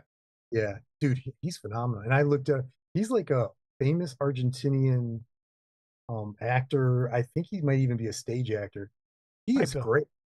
He's a guy, I mean, he's got to be like our age, late 40s, early 50s. Why he isn't in more like American movie, like a wider audience, I don't know. Because holy crap, is he a great actor. And that you bring up a good point. It kind of, I really liked that it was people our age. Yeah. Like it wasn't kids. Because if there's an American thing, I could see them youngifying everybody and kind of just hip, making it more hip and cool. 20 years old with a rock soundtrack and all that. But I like that everyone was kind of like in their middle-aged, and then you had to deal with like looking for it was kind of cool with that part. And I thought everybody did a great job acting. Oh, yeah.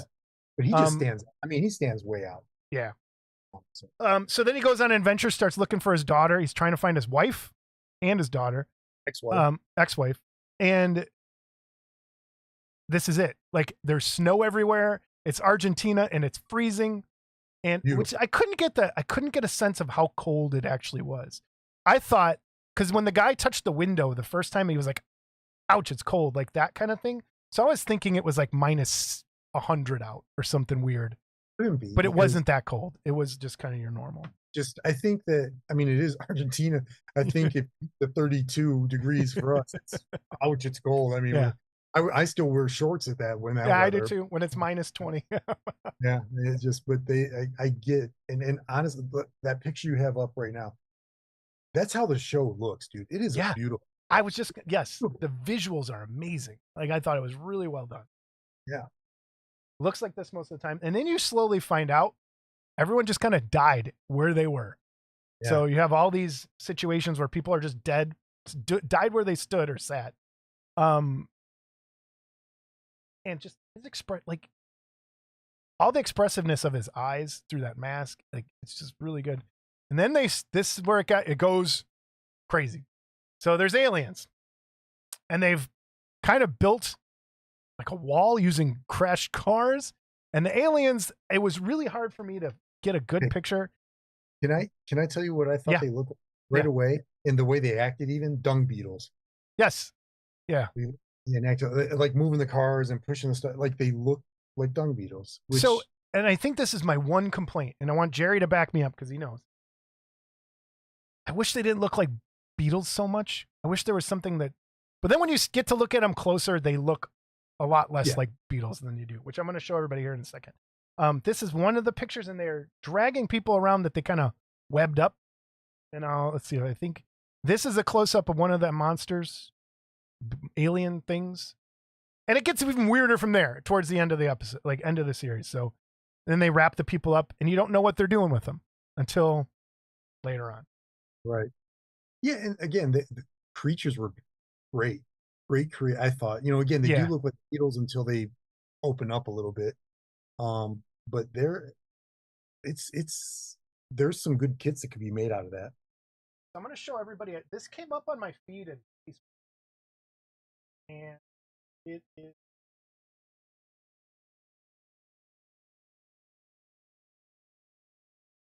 This is how the magic happens. Here we go. So this is a visual effects like layering of the creatures of like one scene from the movie and how they like did it, the visual effects for it. And it gives you a better look at what the creatures kind of actually look like instead of just being beetles. And it was like, holy crap, there's some really good work going on in what they did in the layer. I wonder, is that what they look like in the comics? Because that was my question for Jerry. Is this what they look like in the books?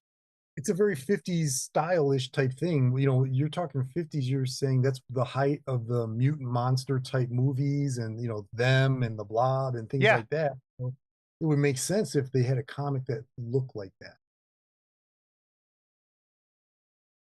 And that was, I was shocked to find out it came out in the 50s, because I didn't know. think of all the things that came out after that this like is a lot like that they must have stolen parts from, or okay, Jerry said they look more or less like that. Okay, cool. That's cool. Because I got, you know what, if you think about it, in the 50s, that would look that would be terrifying. Like it's not. Yeah, it's terrifying. Like you said, like them or tarantulas. Yeah. I came across a giant boat. I'm not going to be happy. Yeah. So Lukey gave up his house for a RV. Yeah. And they start traveling around and go to a military base. The military base is attacked by people for no reason. And you're like, what's going on? And eventually you find out the aliens are kind of mind controlling a lot of the survivors. And it turns into I don't even know yet. It's just, I highly recommend this series. It's really good. And that's kind of where it leaves off. Yeah, I mean, that's where it leaves off with this shot, really. Yeah. Anything you didn't like, Brian? I really liked it. It was really, really good. Like I said, it kind of started off where I thought it was just going to be another one of these, comet, meteor, apocalyptic things. And then, okay, I got to get my family, and then we're going to go to, and that's the other thing. We got to go to the island. We got to go here. And it's not, so there's a lot of things that if this is the original piece of, I mean, you're talking Dawn of the Dead, all those types of movies, going to the shopping mall, this could be the first one. And right. But knowing now that this came out before that, I like it a lot more. Yeah. Not that I didn't like it before, but it's even cooler than it was.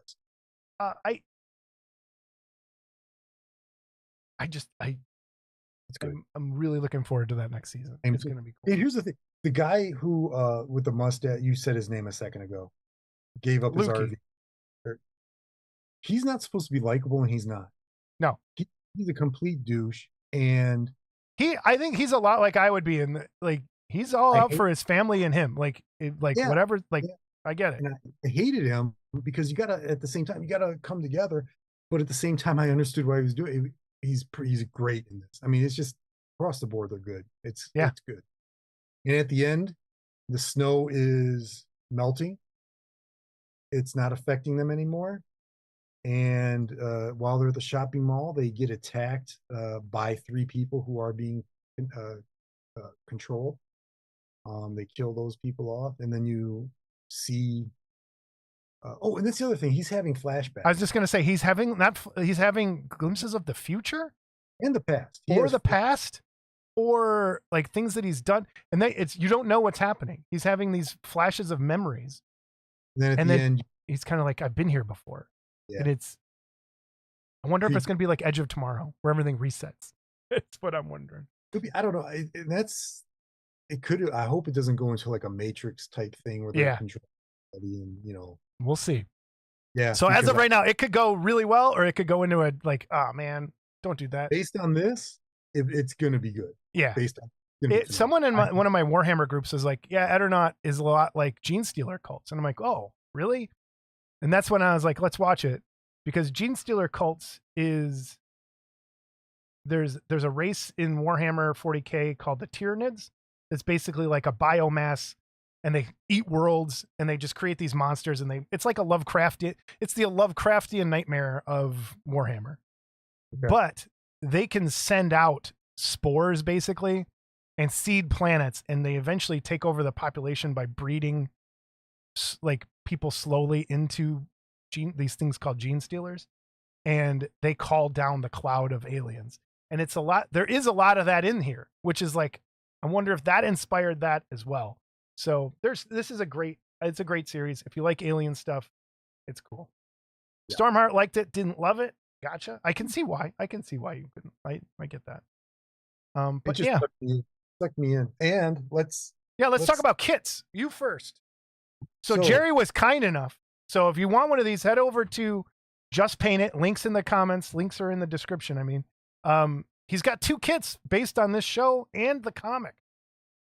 And I got to get I have the show one. I don't have Jerry, I can't find this plastic piece. I don't know if I got to get the comic because I love this one so much. I don't know if I have the skill to do it, but I'd like to draw it to look like the comic. Yeah. But or paint it, I should say. So I'm in the process. I just started this on Friday, actually, during the Styrene Syndicate get together. I got together Friday and Saturday. I was social this week. Oh wow, So I just started it, and here we go, dude. looking good. Good start. It is a fun paint, dude. I'm serious. It's I don't want to say it paints itself because that's kind of corny, but I don't even the only thing I didn't like the way I've had some different colors for the coat. Um, I try to keep it as close to the show as possible, Yeah, like even boots and stuff. Um, goes into the bottom there. and it goes. I'm going to show everybody the plank kit here in a second, so you can see the parts. But And so Jerry, yeah. I love the kits. Like they're fantastic. Oh yeah, I need to get the other one. Jerry, I'm gonna order the other one from you, buddy. Um, and the only thing I've come across that doesn't is there's a gap on the arms, but that's whatever. I mean, it's not a bad thing. It's just because you gotta key it somehow, Yeah. And you throw a little resin, glue it, a little resin in there, it's gone. So that's the only thing I've noticed. Now I started the hands. I got the one hand started.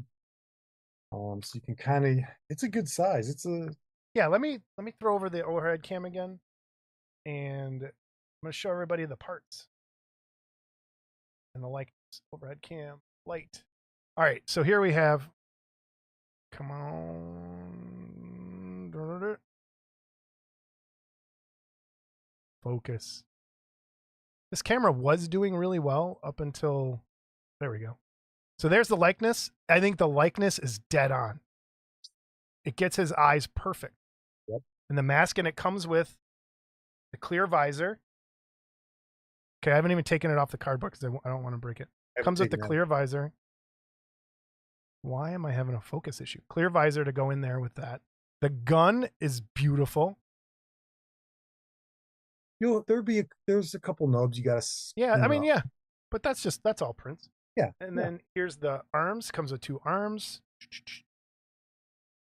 and they're clean. I think Mike's doing the printing, think so and then too. the parts. Like here's what and it's a great size. I'll show everybody here in a second. Here's the parts. Comes with a base, 2 legs, torso. Breaks down that way, like Brian was just showing. And the backpack's already attached. You don't have to worry about that. All that, those are the parts there. It's a great kit.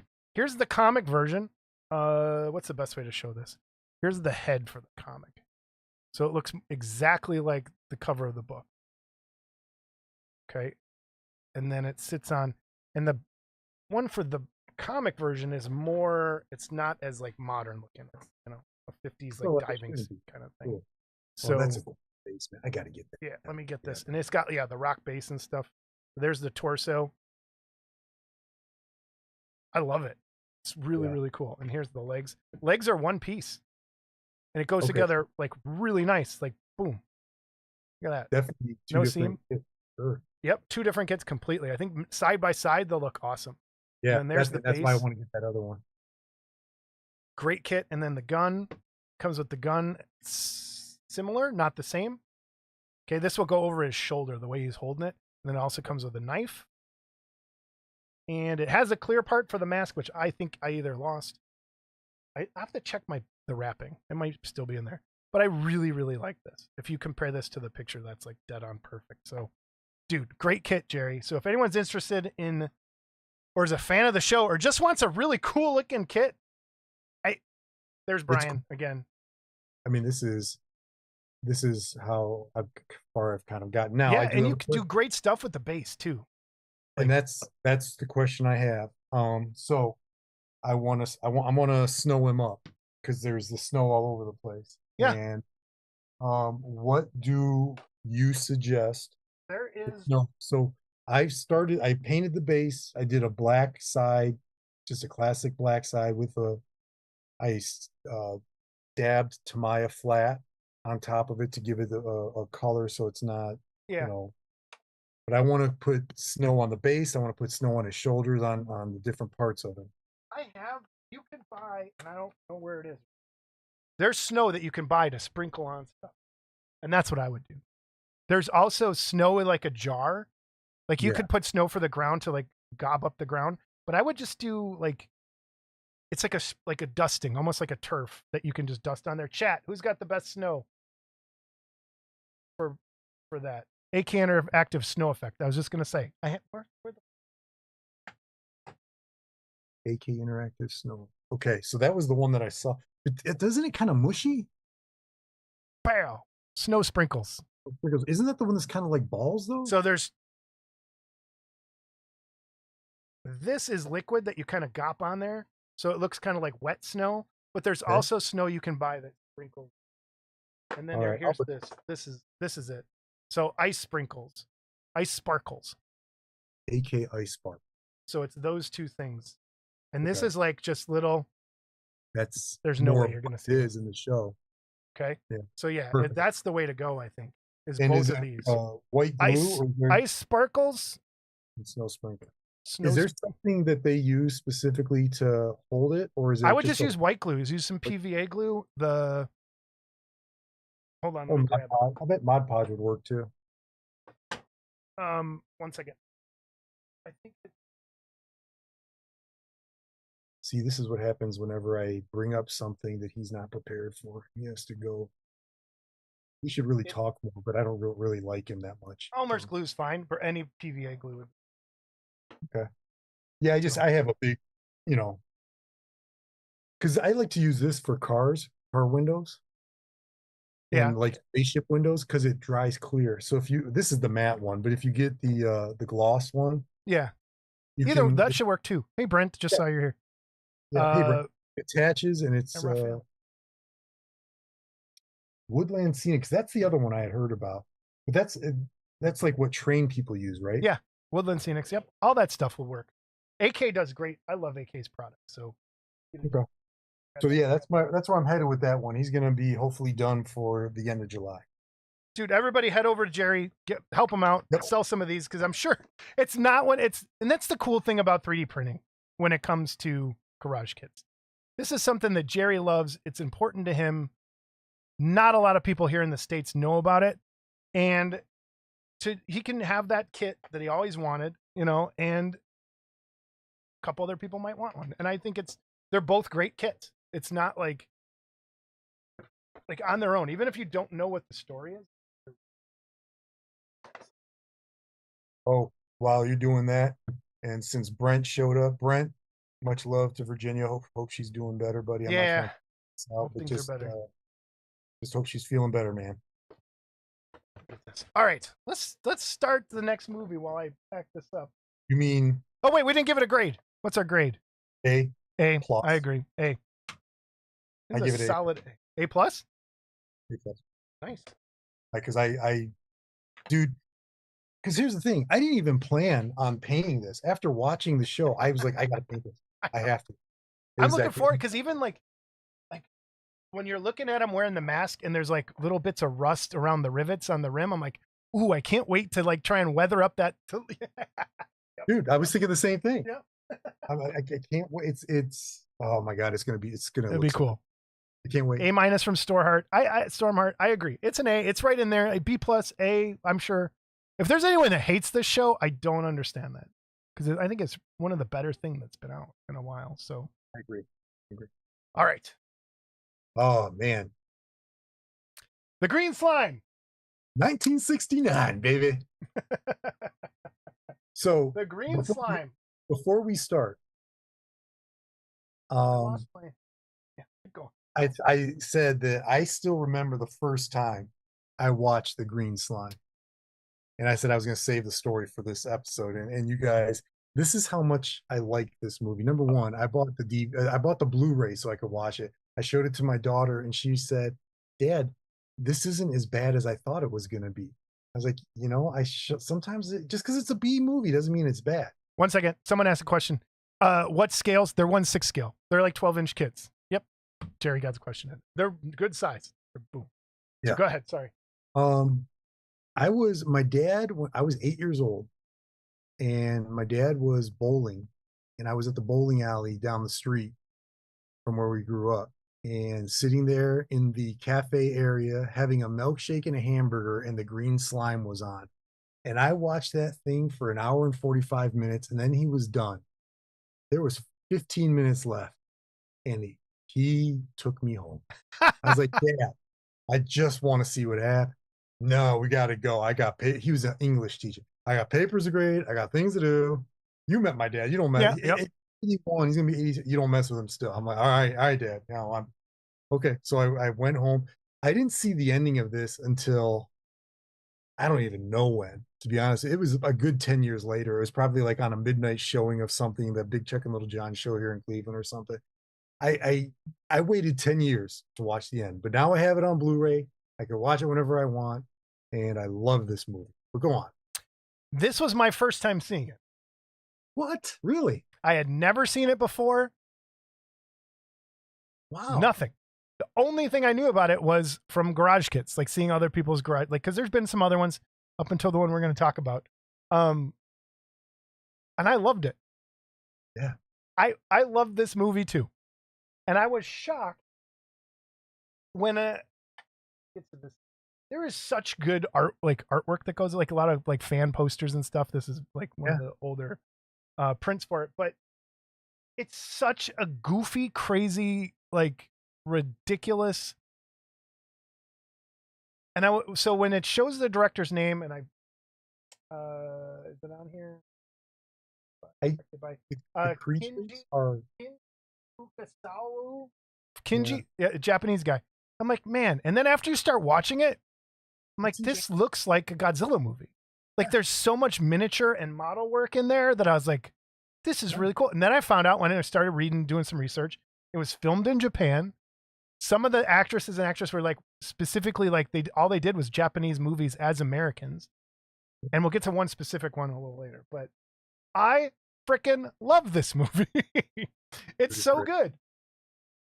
So it starts out, let's do the general premise. And like, was this the first time there was an asteroid headed to Earth movie as well? Like, was there one before this? I don't know. You know, because this is 1969. I'm sure there is. Okay. I'm sure.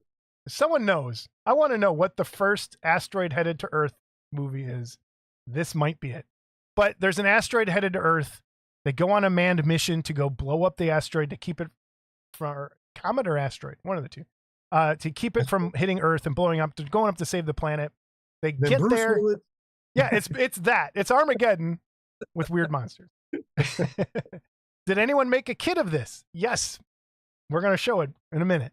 There's a few. There's an older garage. There's a couple older garage kits. If you look at the model museum on, I think, the Clubhouse, and then I found another one too, but I was going to share it, but I didn't want to have time to give the people credit or ask. Yep, Chris Wooten tears from the vault. And we'll give that information's in the description too. So if you want to purchase this kit, it's there. You'll see it very soon. Yeah. So they go up to the asteroid and land on it. They go up to a moon base, or not a moon base, a space station. Looks like I built it in my basement model. That's awesome. And I loved it. I loved that it was so corny and cheesy like that. When you were 5 years old, it looks like balls with a PVC pipe connected, gluing it together. Yes, I have a picture. We'll get there. I have a picture somewhere, I think. So they land on there. Everything's kind of got this cool red liquid, this lead liquid on there, but there's green slime that's sentient, kind of oozing around while they're trying to set their explosives to blow it up. The green slime gets on their suit and on their cars, and they can't get out of there in time. Blah, blah, blah. Race, get back to the space station. Asteroid blows up, but the green slime gets back with them. And the green slime turns into Worlds Collide 1951. Steve. Thank you, Steve. Look at that. We got a smart audience. We really do. Smarter than us. Yeah. And so there's hot nurses everywhere. There's yes, we'll get there. There's one just like the sting of death. I found me a girl. Yeah, so, a grandma. You find yourself a grandma. Yeah, she's probably dead at this point too, like the other one. And people are hurt by the slime. It turns into monsters. My question is, first of all, Did you know that what's the captain that they go up? That's his friend. Oh, yeah, he's in a bunch of movies. He's really Spencer famous. for Hire. Yeah, Spencer for Hire. He's Everything, like tons of stuff. his name's Vic. Yeah, he was in The Dirty Dozen. That's where I Yes. first saw The Dirty Dozen. Yeah. My question though is the doctor here in the middle of this picture. Mm-hmm. I know I've seen him in something else and I cannot figure it out. Does anyone know what movie this guy was in that I would have seen?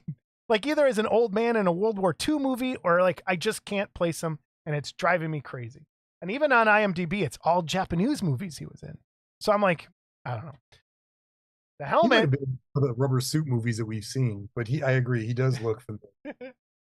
Jerry just brought up a good point. He goes, look at that helmet. The helmets are ridiculous in the whole movie. It's so dumb. And I love it. It's so corny and cheesy and ridiculous. Dude. It's like a bike helmet that won't So protect good. you from anything. So the doctor gets killed by the Slimer guys. Jerry, there's more helmet goodness. These helmets are awesome. But there's Spencer for Hire. There's the monsters. All right. And what do you think of the creature design? I really like them. They grabbed my imagination when I was a kid. I'll tell you, and I did not. I painted one. I have one to show here from the Terrors from the Vault. I didn't go movie accurate. I went with something that through my eye. It's more Terrors from the Vault does some cartoony, interpretive type things, so you don't have to. The problem with the aliens is that when they're blinking and their eyes are opening and everything, they look like bloody vaginas, and that couldn't stop. I couldn't do it. I couldn't paint it all that red with a black hole in the middle of it. I just couldn't do it because that's really what they are. Tell me I'm wrong. You're not wrong. Of course I'm not. That's what they look like. Yeah, I love that their tentacles have electricity shooting out of them and they spark and they just kind of flap around. It's very Japanese. It reminds me of an Ultraman monster. Like the way these guys move and work, it's very kaiju suit. Yeah. Like that's what it is. And I'm like, man, this is just a Japanese movie. It's awesome. Sergeant Bowen in The Dirty Dozen. So it's Richard Jacob. Yeah. But man, like the suit, everything is so sci-fi, like 60s sci-fi, ridiculous. I love it. It's just this and Sting of Death are two of my favorite movies now. I know. After watching it, I can't believe it. I know. And Chris is. I can't wait to see what he does. I honestly, I got to get his other kids because he's that beach one. Yeah, that other one. Yeah, we should just watch those. To be honest. Yeah, we should. You know what? Let's do that. What's the other one he's got? About that, but we should watch that next episode too. You see, he's doing a Frankenstein next. He's doing that. He's gonna do a classic monster. I saw him doing a Superman for a client, so that's dude. There's a black and white. There's dude. They're so awesome. Yeah. Where's my girl? I love this shot of the astronauts flying through space. Like it's great. They did such good stuff. It was so good. It's ahead of its time. Like it really was. But at the same time, it's so corny. Yep. You know, these guys when they're flying through space, it reminded me of Moonraker. Yes. You know, it's like here's the model work. Here's some of the spaceships and stuff. Here's the space station. Sorry, go ahead. I just want to need a model of that. We do. We need models of that. Has someone done in the sci-fi guys? I don't remember ever seeing this anywhere at Wonderfest. Someone should do the space station. Or the ships. Like they're so dumb and cool. Yeah. Man. Real quick. And then here's my girl. This girl. This nurse. I love her. Much like the Sting of Death chick. I was watching. I was like, Jason's gonna have like a ridiculous. He's gonna be horny for her. I knew it. Dude, right. This girl was smoking. God, I love her. Yeah. Look at her, and she looks worried. I love that look. Because that's how most girls look when they're around me, worried like that. Like, don't touch me. I'm so used to it.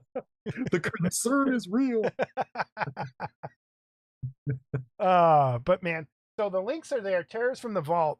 Again, we're going to talk about the kit in a minute. Terrors from the Vault's coming. Here's the kit. I got pictures of the kit on online. There's the kit from Chris Wooten. And then here's the part breakdown, but we're going to show you it completely. Oh, the blood totally looks like ketchup. It's awesome. Yeah. Tomatoes. It's not even ketchup. It's so good. It's like hammer blood, dude. It's Yes, that it's bright like hammer blood. Yep. Yeah. It's hammer They blood. should sell that in a jar, hammer blood, and everyone will know exactly what we're talking Well, about. Freak Flex has hammer blood paint. I got it. That's right. Is this it? I got it right here. Holy crap. It's dried up completely, but That's Ripper Red. There's hammer blood. Hammer Horror Red is what it's called. Here it is. Focus. Yeah. There it is. Mine's dried up. So time to throw that stuff out. All right, let's see your kit that you built, Brian. So again, I did go very stylized. There we go. Man, that's awesome. Dude, fun. So fun. So fun. I haven't glued him to the base yet, so I could show you guys. I did do a post of the base before I was done. Now again, the helmets in the movie, all of them are white. I did mine in like a dark emerald teal type. I wanted the slime. There was no slime really, so I went super slimy on the base. The only thing I did not do, and again, it's your model kit. What size did you get? Which one did you get? It's the big one. Okay, so did I. The real big one. Yeah.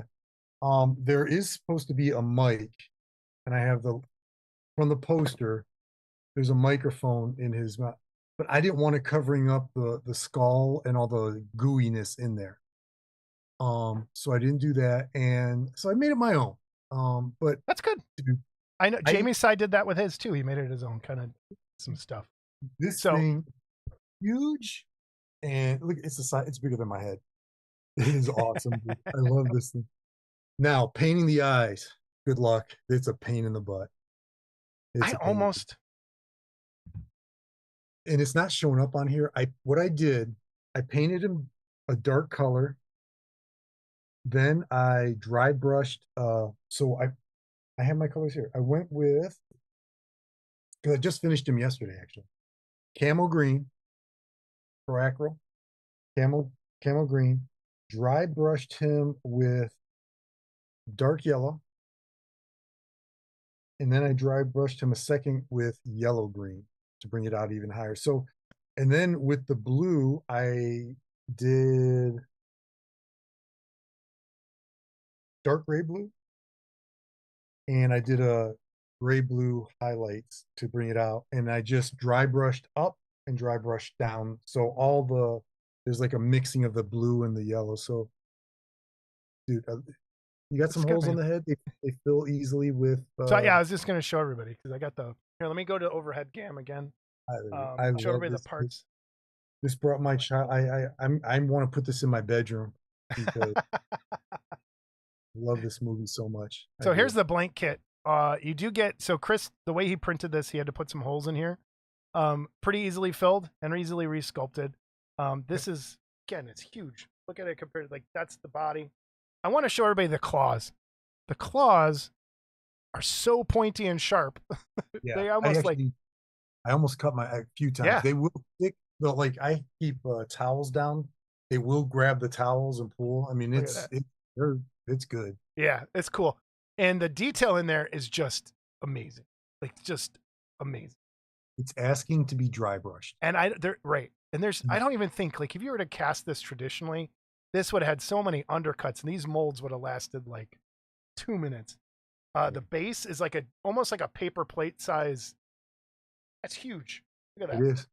And the detail on the base is awesome. You got a really cool nameplate incorporated into there. There's the skull going in there. The tentacles have some holes in there you got to fill, but everything is just the texture, the detail, everything's great. The hands, again, fantastic. The part fit is superb. Like, everything just snaps together. I did have to do a little bit of filling. Oh yeah, you'll have to do some filling, yeah. Where the tentacles matched up and where the arms match up, but it's not a lot. Yeah, it's not a lot. Once I glued it in again, I used UV resin and just little pour hit, fill it right in. And then these, is this the right one? No, it goes to the side. These just go, boom. Or no, I had it right the first. right upside down. You got them upside down. Yep, There you go. there we go. So there's the tentacle. That's how that fits. Everything. It's just a great kit. And it comes with the visor and some other little ones. The visor's not clear because in the movie they're kind of dark anyway. So Yeah, they're like and it's smoked. flipped up.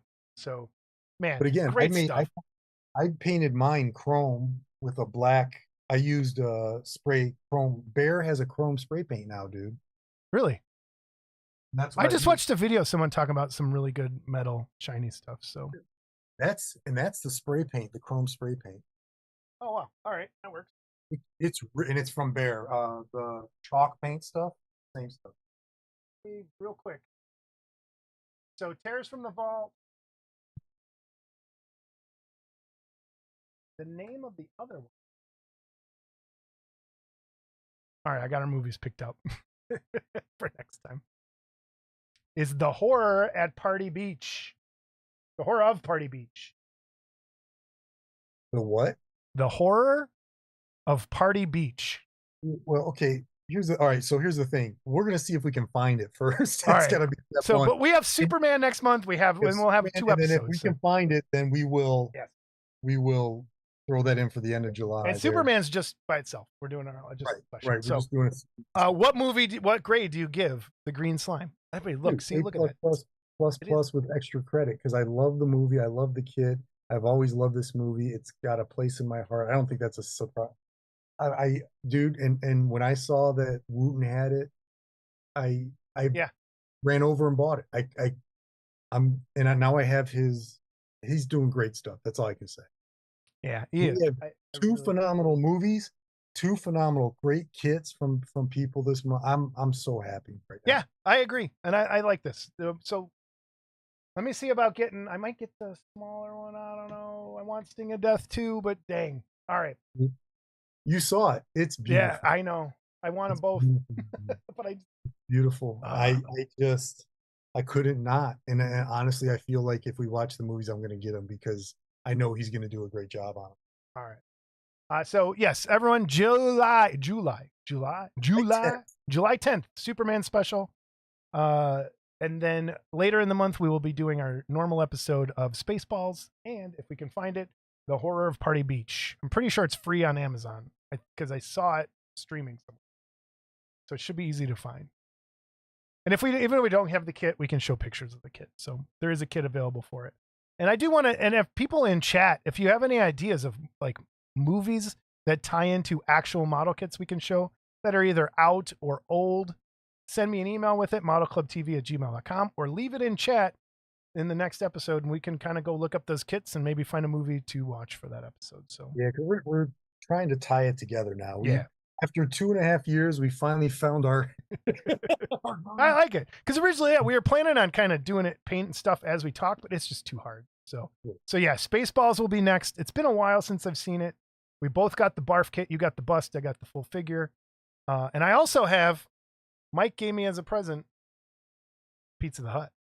Well, so we have that to talk about. Mike gave me the barf. I didn't even have to pay. Oh, look at that! He hooked me. But you know what? I've been buying stuff from Mike since he started. Seriously, yes, you have a long time. I have so much of his stuff, and I told him that I showed the Michael Myers I built from him. I have to get his Jason, Freddy, what's his name? From House of a Thousand Corpses. Dr. Satan? Yes, I think that is it. No. I don't know. It's the clown Captain guy. Spaulding. Captain Spaulding. Thank you. But so like he's got those and they're awesome. So they're all about 1.6 a foot. So I'm dude. There's such good stuff coming out right now that it's there is a lot of good stuff. You know, and I bought a bunch of busts, which I'll talk about next time from Pestilence. And I bought some stuff from Jimmy Flintstone, some heads, because Adrian wants to start maybe getting into this a little bit. And I said, here's 2 $5 heads, screw them up, have fun, figure it out. Yeah. Because she wants to, we have those Nosferatus from Pestilence, and she's a little timid about, I was like, it's paint. You screw it up, you screw it up. So, this way she could just slop it on and have fun. Yeah. I want to, the bear, I got the logs ready to go. live stream coming with continuing the Cave Bear. I do want to just do some hangout and paint videos here coming soon. Now that like a lot of the house stuff is taken care of, I'm going to be able to start doing that on Monday, I think. So You should buy a fan. You should buy. They make these fans. We have it in my daughter's bedroom right now because her room, for whatever reason, is super high because it faces the sun. I think because on the front of the house. It like is an air conditioned type fan where you pour water and it mists the water and while she's sleeping. So look into one of those, bud. Oh yeah. It'll create mold everywhere and I'll die. You know. What else? I know there's some other little. Oh, join us this Monday, the 30th. Scott and I, our anniversary episode, the summer stream. I like honestly, I have so many things to give away on that show that it's going to be cool. Like Joe Heil, Randy Van Dyke, Rob Madison, a bunch of people gave us stuff. I have so much to give away, and it'll be cool. There's a lot of old Garage Kit stuff. So, yeah, it'll be fun. Yeah, 7 Central, 8 Eastern, Monday. Doing it again. Another live stream coming right up. So, thank you everyone for joining us. Any parting words, Brian? Yeah, man. Thanks, guys. I appreciate because honestly, I do. I build for myself, and the comments you guys all talk about how great it looks. I appreciate that because I love how they look, and I build for myself. So yeah, cool. And I thank you everyone for being here. I appreciate it. Yes, I know it's a lot to come and sit with us two idiots talk about movies, and I love that people participate. It's amazing, and I love doing this, man. I really do. It's fun. So, and I love that people are asking when are we doing it. That's the other thing. So actually, people are enjoying this for some reason. Oh man, I know I'm missing. I'm forgetting something. But I got to get that Frank Freak thing from Rob Madison. I got to get one of those. Well, we're giving one away. I know, but I can't because I'm not. I don't want it to be. I don't want it to be anyone. Even if I would, but I need to get one from him. Yeah, thank you, Jerry. Seriously, I hope you sell some of those Eternaut kits because they're really cool. Man. And I think as more people watch that show and it kind of catches on, it's going to pick up. I think for you, it's good. Those kits are awesome. So, and it's a great. I like.